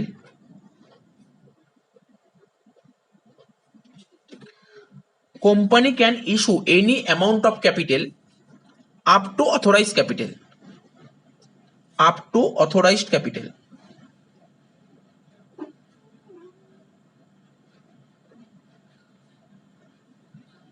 up to authorized capital। দেখো জিনিসটা লাইনটার মানে বুঝে নাও। কোনো কোম্পানি, ধরো আমি কি বলেছিলাম, ধরো কোম্পানির কাছ আমি ধরো গভর্নমেন্টের কাছ থেকে পারমিশন নিয়েছি আমার 20,000 কোটি টাকার অথরাইজ ক্যাপিটাল লাগবে, আমি পারমিশন নিয়েছি, এটাই তো আমার অথরাইজ ক্যাপিটাল। কোম্পানি থেকে যত টাকার, গভর্নমেন্টের কাছ থেকে আমি যত টাকার পারমিশন নেব, গভর্নমেন্টের কাছ থেকে আমি যত টাকার ক্যাপিটাল পারমিশন নেবো সেটাই তো অথরাইজ ক্যাপিটাল। ধরো আমি 20,000 কোটি টাকার পারমিশন নিয়েছি, তার মধ্যে ধরো আমি ওই 20,000 কোটি টাকা অবধি ম্যাক্সিমাম ইস্যু করতে পারি, ঠিক আছে তো? তা 20,000-এর মধ্যে আমি প্রথমে 12,000ও ইস্যু করতে পারি, প্রথমে 12,000 ইস্যু করলাম, পরে আবার পরবর্তী সময় যদি দরকার আমি আরো 8,000 কোটি টাকা ইস্যু করলাম। এটাই হচ্ছে ইস্যুড ক্যাপিটাল। বলছে কি, company can issue any amount of capital up to authorize capital. ধরো আমি পারমিশন নিয়েছি 20,000 কোটি টাকা, 20,000-এর বেশি কিন্তু আমি ইস্যু করতে পারবো না। তাহলে ইস্যু করতে পারবো কত? ম্যাক্সিমাম 20,000 অব্দি। এটাই হচ্ছে তোমার ইস্যুড ক্যাপিটাল।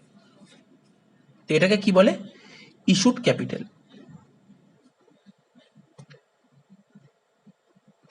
তাহলে কি বুঝতে পারলে? আমি গভর্নমেন্টের কাছ থেকে ম্যাক্সিমাম যত টাকার পারমিশন নিয়েছি ঠিক তত টাকা অবধি আমি ইস্যু করতে পারবো, এটাকে বলে ইস্যুড ক্যাপিটাল। আচ্ছা, 4 নম্বর লেখো। এবার হচ্ছে অ্যাকচুয়ালি আমাদের তো এই চ্যাপ্টার শিখতে হবে অ্যাকাউন্টিং ট্রিটমেন্ট। তো দেখো কি লিখছি, accounting treatment for the issue of, accounting treatment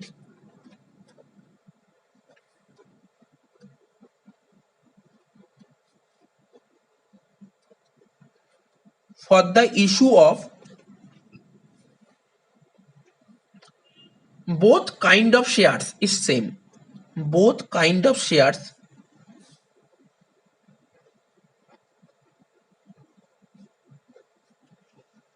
is same। মানে যদি অ্যাকাউন্টিং ট্রিটমেন্টের কথা বলে, যদি আমাকে অ্যাকাউন্টিং ট্রিটমেন্টের কথা বলে তাহলে কি বলবো? ইকুইটি শেয়ারের যা ট্রিটমেন্ট হবে প্রেফারেন্স শেয়ার ট্রিটমেন্ট সেম হবে, ট্রিটমেন্টে কখনো চেঞ্জ হবে না। আচ্ছা, এবার ধরো তোমরা জিজ্ঞাসা করলে যে স্যার কোম্পানির শেয়ারগুলো আমরা কোথা থেকে কিনতে পারবো? আমরা কি কোনো ডিপার্টমেন্টাল স্টোরসে গেলে কি কোম্পানির শেয়ার পেয়ে যাবো? আচ্ছা, আমি বললাম না। আচ্ছা, আমরা যদি লোকাল কোনো দোকানে যাই সেই দোকানে গেলে কি কোম্পানির শেয়ার পেয়ে যাবো? কোম্পানি মানে যে কোনো কোম্পানি, ধরো তুমি সাপোজ ধরো টাটা কোম্পানির শেয়ার কিনতে চাও। আচ্ছা, তোমরা বলে স্যার ব্যাংকে গেলে কি টাটা কোম্পানির শেয়ার পেয়ে যাবো? না, এরকম কোথাও কোম্পানির শেয়ার পাওয়া যায় না। তো কোম্পানির শেয়ারগুলো কিনতে গেলে কি করতে হয়? দেখো, আজকে ধরো কোনো একটা কোম্পানি তৈরি হলো, ঠিক আছে, তো কোম্পানি শেয়ারগুলো তো মার্কেটে ছাড়বে, ছাড়ার জন্য কি করতে হবে? ওকে মার্কেটে একটা অ্যাড দিতে হবে। কি দিতে হবে? মার্কেটে অ্যাড, মানে অ্যাডভার্টাইজমেন্ট দিতে হবে। তো এই কোম্পানি সম্পর্কে ডিটেলস তো লোককে জানাতে হবে যে আজকে ধরো কোনো একটা কোম্পানি ওপেন হলো বা কোম্পানি ধরো তৈরি হলো, তো লোক যদি না জানে কোম্পানি কি করে, মানে কোনো পার্সন কি করে সেই কোম্পানি শেয়ার কিনবে, ঠিক আছে? তার জন্য কোম্পানিকে একটা অ্যাডভার্টাইজমেন্ট দিতে হবে। সেই অ্যাডভার্টাইজমেন্ট দেওয়ার ওয়েগুলো কি?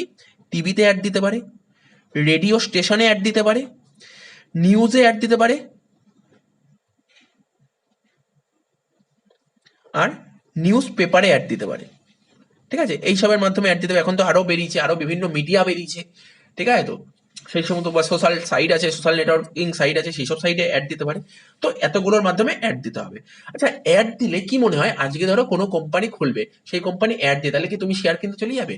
তাহলে তুমি প্রথমে কি করবে? সেই কোম্পানির ডিটেলস যদি না জানো তাহলে তুমি সেই কোম্পানির শেয়ার কিনবে? তোমরা যখন কখনো কোনো স্কুলে ভর্তি হও বা কলেজে যখন ভর্তি হও, ঠিক আছে, তাহলে সেই কোম্পানির ডিটেলস তোমরা কি চাও না? কলেজের একটা প্রসপেক্টাস, ঠিক আছে, সেই কলেজের কি র্যাঙ্কিং কলেজের, কলেজের এডুকেশন সিস্টেম কেমন, ঠিক আছে তো, কলেজ কিরকম রেজাল্ট করে, পারফরমেন্স কি, সোশ্যাল প্রোগ্রামগুলো কেমন হয়, সমস্ত ডিটেলস জানতে চাও, তারপর তো সেই কলেজে ভর্তি চাও, ঠিক আছে তো। তো ঠিক তেমনি কোনো কোম্পানি যখন ওপেন হবে তার একটা প্রসপেক্টাস ছাপাতে হবে, ঠিক আছে, যে এই কোম্পানি অ্যানুয়াল টার্নওভার কত হবে, কি প্রোডাক্টের সঙ্গে ডিল করবে, তারপর কোম্পানিতে যারা ইনভেস্ট করবে তারা কি রিটার্ন পাবে, কোম্পানির ক্যাপিটাল কি, সমস্ত ডিটেলস জানাতে হবে। এটা কিসের মাধ্যমে জানানো থাকবে? প্রসপেক্টাস। কিসের মাধ্যমে? প্রসপেক্টাস, ঠিক আছে। তার মানে কি হলো, তুমি ধরো অ্যাড পেয়ে গেলে, ঠিক আছে, এইসবের মাধ্যমে মানে তুমি জেনে গেলে এই কোম্পানি খুলেছে, তারপর তুমি এর প্রসপেক্টাস দেখে এলে, তারপর যদি তোমার ভালো লাগে, এটা ধরো, এখানে ধরো এটা কোম্পানি, ঠিক আছে, এটা একটা কোম্পানি, আর এটা ধরো পার্সন।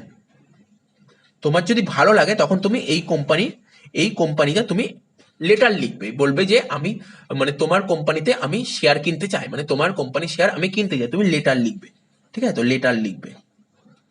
এই লেটারটাকে কেউ কেউ বলে অ্যাপ্লিকেশন।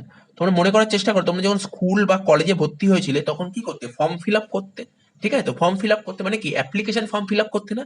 তাই হচ্ছে এই পার্সন গুলো যে এই কোম্পানির শেয়ার কিনতে যায় তখন অ্যাপ্লিকেশন লিখে পাঠাবে যে আমার তোমার কোম্পানি এতগুলো শেয়ার কিনতে ইচ্ছুক, এতগুলো শেয়ার কিনতে চায়, ঠিক আছে, তুমি একটা লেটার বা একটা অ্যাপ্লিকেশন লিখে পাঠাবে। তাহলে একটা সময় পর এই কোম্পানিতে শুধু নিশ্চয়ই এই একজন দুজন তিনজন যাবে না, এরকম লাখ লাখ লোক এই কোম্পানিতে চিঠি লিখে পাঠাবে, ঠিক আছে। তাহলে একটা সময় পর কি হবে, কোম্পানির কাছে ধরো এখানে ভর্তি ভর্তি ভর্তি অ্যাপ্লিকেশন জমা পড়বে, ঠিক আছে। এই যে অ্যাপ্লিকেশন জমা পড়বে এইগুলোকে কি বলে? সাবস্ক্রিপশন। এটাকে বলে সাবস্ক্রিপশন,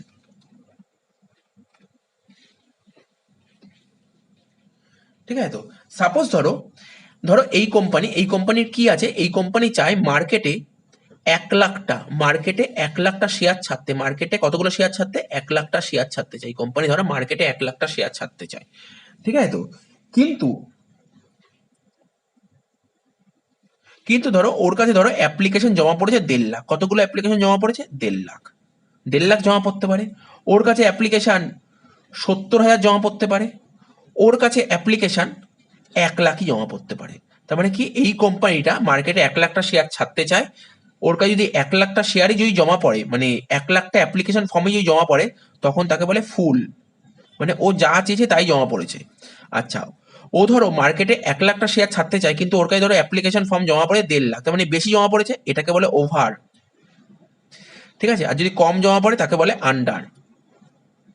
তো তোমরা বলতেই পারো স্যার এই যে আন্ডার, ওভার, ফুল এটা একটু লিখিয়ে দিচ্ছি, কিন্তু তার আগে বলে দিই, তোমাদের এক্সামে যে অঙ্কটা আসে না, ওভারের অঙ্ক আসে, ঠিক আছে, ওভার অ্যাপ্লিকেশন বা বলতে পারো ওভার সাবস্ক্রিপশন, তোমাদের লেখা থাকবে ওভার সাবস্ক্রিপশন। তোমাদের কখনো শর্ট কোশ্চেন আসে আন্ডার সাবস্ক্রিপশন কি, ওভার সাবস্ক্রিপশন কি, ফুল সাবস্ক্রিপশন কি, তোমাদের এক্সামে ওভার সাবস্ক্রিপশনের উপরই অঙ্ক আসে বা এর উপর একটা শর্ট কোশ্চেন আসে।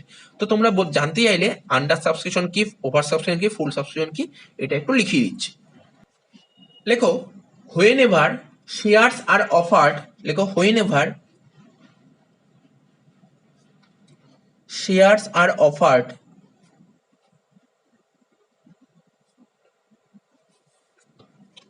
to the public, to the public, to the public, there can be three situations, there can be three situations। তাহলে কি বললাম? whenever shares are offered to the public there are can be three situations। তার মানে কোনো company যখন share offer করবে পাবলিকের জন্য তখন তিনটে সিচুয়েশন হতে পারে। কি বললাম? ফুল সাবস্ক্রিপশন হতে পারে, আন্ডার সাবস্ক্রিপশন হতে পারে, আর হচ্ছে তোমার ওভার সাবস্ক্রিপশন হতে পারে। তো 1 নম্বর লিখি আন্ডার সাবস্ক্রিপশন, লিখি under subscription.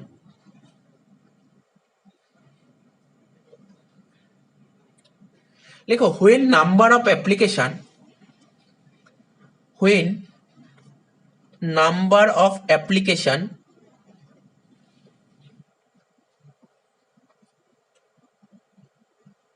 received are less than, received are less than, received are less than number of shares offered, less than number of shares offered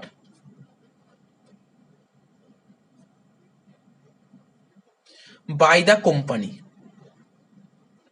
মানে কি বলেছে, কোনো কোম্পানি, ঠিক আছে, কোনো কোম্পানি যতগুলো অ্যাপ্লিকেশন ফর্ম পেয়েছে, ঠিক আছে, তো যতগুলো অ্যাপ্লিকেশন ফর্ম পেয়েছে তার চেয়ে যদি বেশি অফার করে, তার চেয়ে যদি বেশি অফার করে, ঠিক আছে, সেটাই হচ্ছে আন্ডার সাবস্ক্রিপশন, সেটাই হচ্ছে under subscription.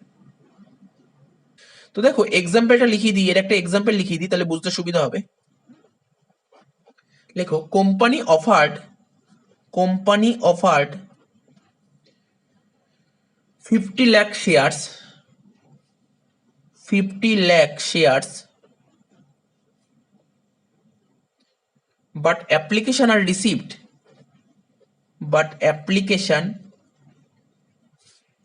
are received, but application are received 40 lakh shares. তাহলে বুঝতে পারলে কোম্পানি অফার করেছিল 50 লাখটা শেয়ার, কিন্তু পাবলিক, কোম্পানি অফার করেছিল 50 লাখটা শেয়ার পাবলিকের জন্য, কিন্তু অ্যাপ্লিকেশন ফর্ম জমা পড়েছে তোমার 40 লাখটা শেয়ার, মানে কম জমা পড়লো, ঠিক আছে, তো সেটাই হচ্ছে তোমার আন্ডার সাবস্ক্রিপশন। এইবার লেখো 2 নম্বর দিয়ে লেখো ফুল subscription.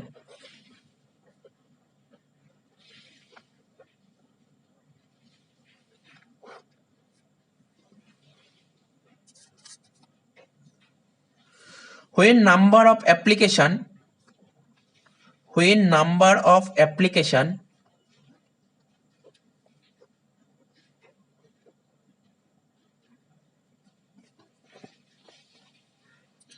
received are equal to,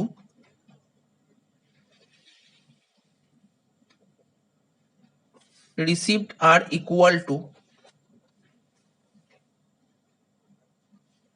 number of shares offered by the company, number of shares offered by the company।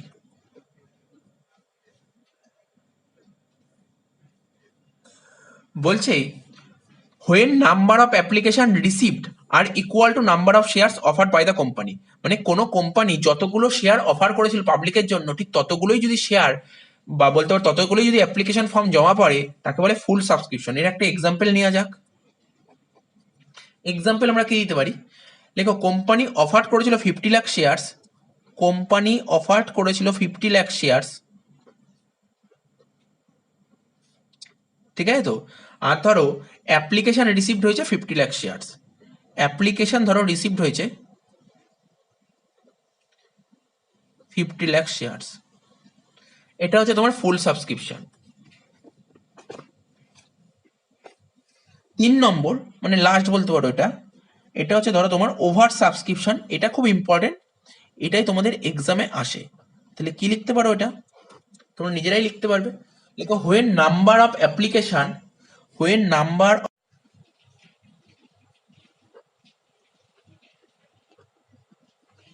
when number of application received are more than, received are more than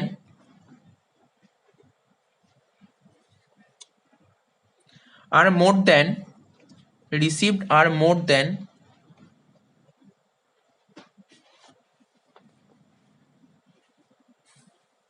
number of shares offered, number of shares offered।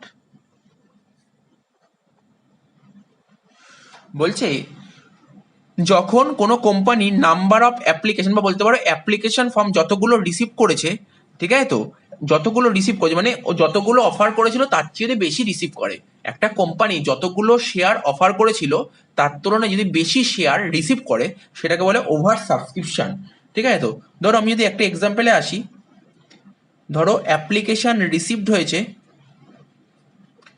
70 লাখটা share, ঠিক আছে, তো আর ধরো offer করেছিল কত 50 lakh, 50 lakh offer করেছে কিন্তু রিসিভে 70 লাখ, এটাকে বলে ওভার সাবস্ক্রিপশন। আশা করি বুঝতে পেরেছো।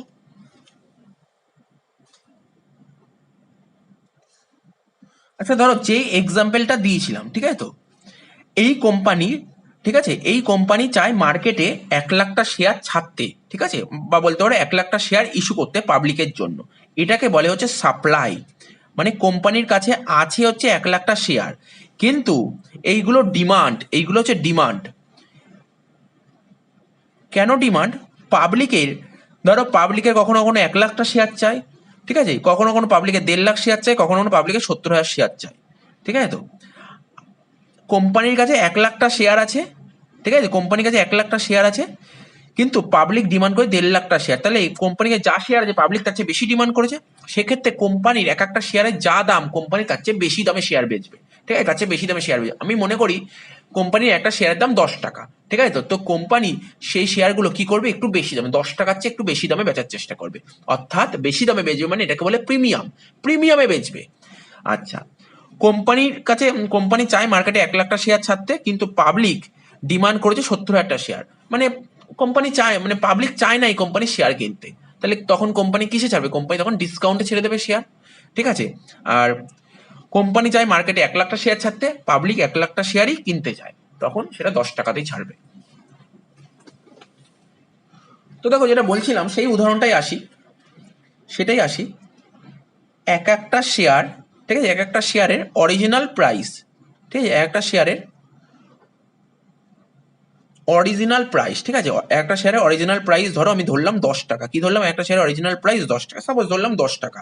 এই যে 10 টাকা, এই 10 টাকাকে আমরা কি বলি? Face value. তোমরা যখন অঙ্ক করবে দেখো এই টার্মগুলো সম্পর্কে তুমি জানতে পারবে, ফেস ভ্যালু, বা ফেস ভ্যালুর আর একটা নাম নমিনাল ভ্যালু, ফেস ভ্যালুর আর একটা নাম নমিনাল ভ্যালু, ঠিক আছে। তাহলে কি বলে, একটা শেয়ারের ফেস ভ্যালু কত? 10 টাকা করে। কোম্পানি 10 টাকার শেয়ারটা কখনো 10 টাকাতেও বেচতে পারে, 10 টাকার শেয়ার 9 টাকাতেও বেচতে পারে, 10 টাকার শেয়ার কখনো কখনো 11 টাকাতেও বেচতে পারে। কখন 11 টাকায় বেচবে? ঠিক আছে, যদি কোনো কোম্পানির শেয়ারের খুব ডিমান্ড থাকে, কোনো কোম্পানির শেয়ারের খুব ডিমান্ড থাকে, সেই কোম্পানি সেইগুলো তখন 11 টাকায় বেচবে। যেমন আমি বলি টাটা কোম্পানি, টাটা সবাই চাই টাটা কোম্পানির শেয়ার কিনতে, টাটা কোম্পানির শেয়ারের মার্কেটে খুব ডিমান্ড, ঠিক আছে, তো তখন টাটা কোম্পানি শেয়ারগুলো প্রিমিয়ামে বেচবে। প্রিমিয়াম কেন বললাম? বেশি দামে বেচলে তখন তাকে বলে প্রিমিয়াম, মানে 10 টাকার শেয়ার 11 টাকায় বেচছে, মানে 1 টাকা বেশি দামে বেচছে, এটাকে বলে প্রিমিয়ামে বেচা, শেয়ারগুলোকে বলে প্রিমিয়ামে বেচা। 10 টাকার শেয়ার 9 টাকা, ধরো কোনো একটা মানে সেই কোম্পানির নাম কেউ জানেই না, অতটা ভালো কোম্পানি নয়, ঠিক আছে, তো ব্যাড রেটেড কোম্পানি, এরকম কোম্পানির শেয়ার কম দামে বেচবে মার্কেটে। 10 টাকার শেয়ার তখন 10 টাকায় কেউ কিনতে চাইছে না, তখন কোম্পানি শেয়ারের দাম কমই দেবে, অর্থাৎ কোম্পানি সেই শেয়ারগুলোকে ডিসকাউন্টে বেচবে, ঠিক আছে। তো যদিও নতুন কোম্পানি 2013 অনুযায়ী কোম্পানি আর ডিসকাউন্টে শেয়ার ইস্যু করতে পারে না, তাই এটা ক্রস দিয়ে দিলাম। আর 10 টাকার শেয়ার যদি কোম্পানি 10 টাকাতেই বেচে, তখন তাকে বলে পার, PAR, PAR, এটা মাথায় রাখবে।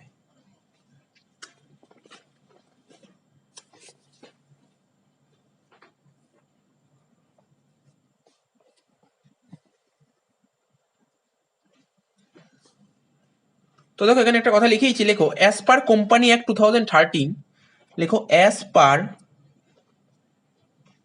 কোম্পানি অ্যাক্ট 2013,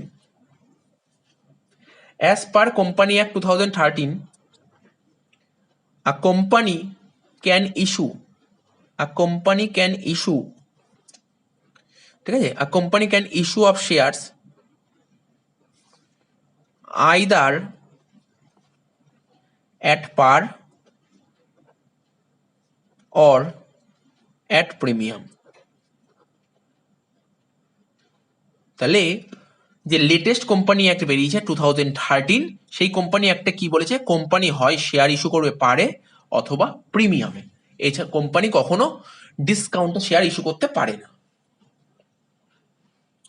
আচ্ছা, এখানে লিখে দিই পার মিনস কি বোঝাচ্ছে, পার মানে কি বোঝাচ্ছে? পার মানে লেখো share are issued at its nominal value, share are issued at its nominal value, at its nominal value, ঠিক আছে, বা ফেস ভ্যালু। শেয়ারগুলো যখন নমিনাল ভ্যালু বা ফেস ভ্যালুতে ইস্যু করা হয় তখন তাকে বলে পার। আর প্রিমিয়াম কি? প্রিমিয়াম জিনিসটা কি? দেখো share are issued at a price, share are issued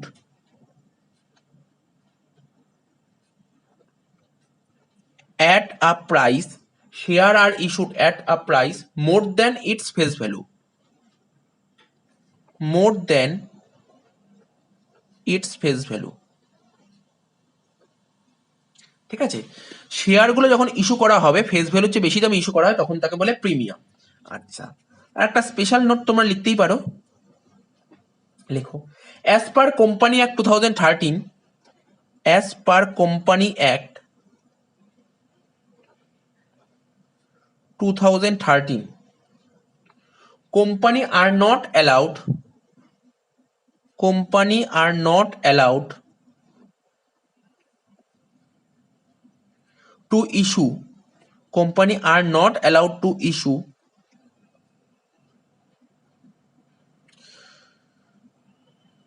shares at discount, shares at discount। যেটা আগেও বললাম সেটাই লিখলাম, কোম্পানি অ্যাক্ট 2013 কি বলছে, কোম্পানি কখনো ডিসকাউন্টে শেয়ার ইস্যু করতে পারবে না।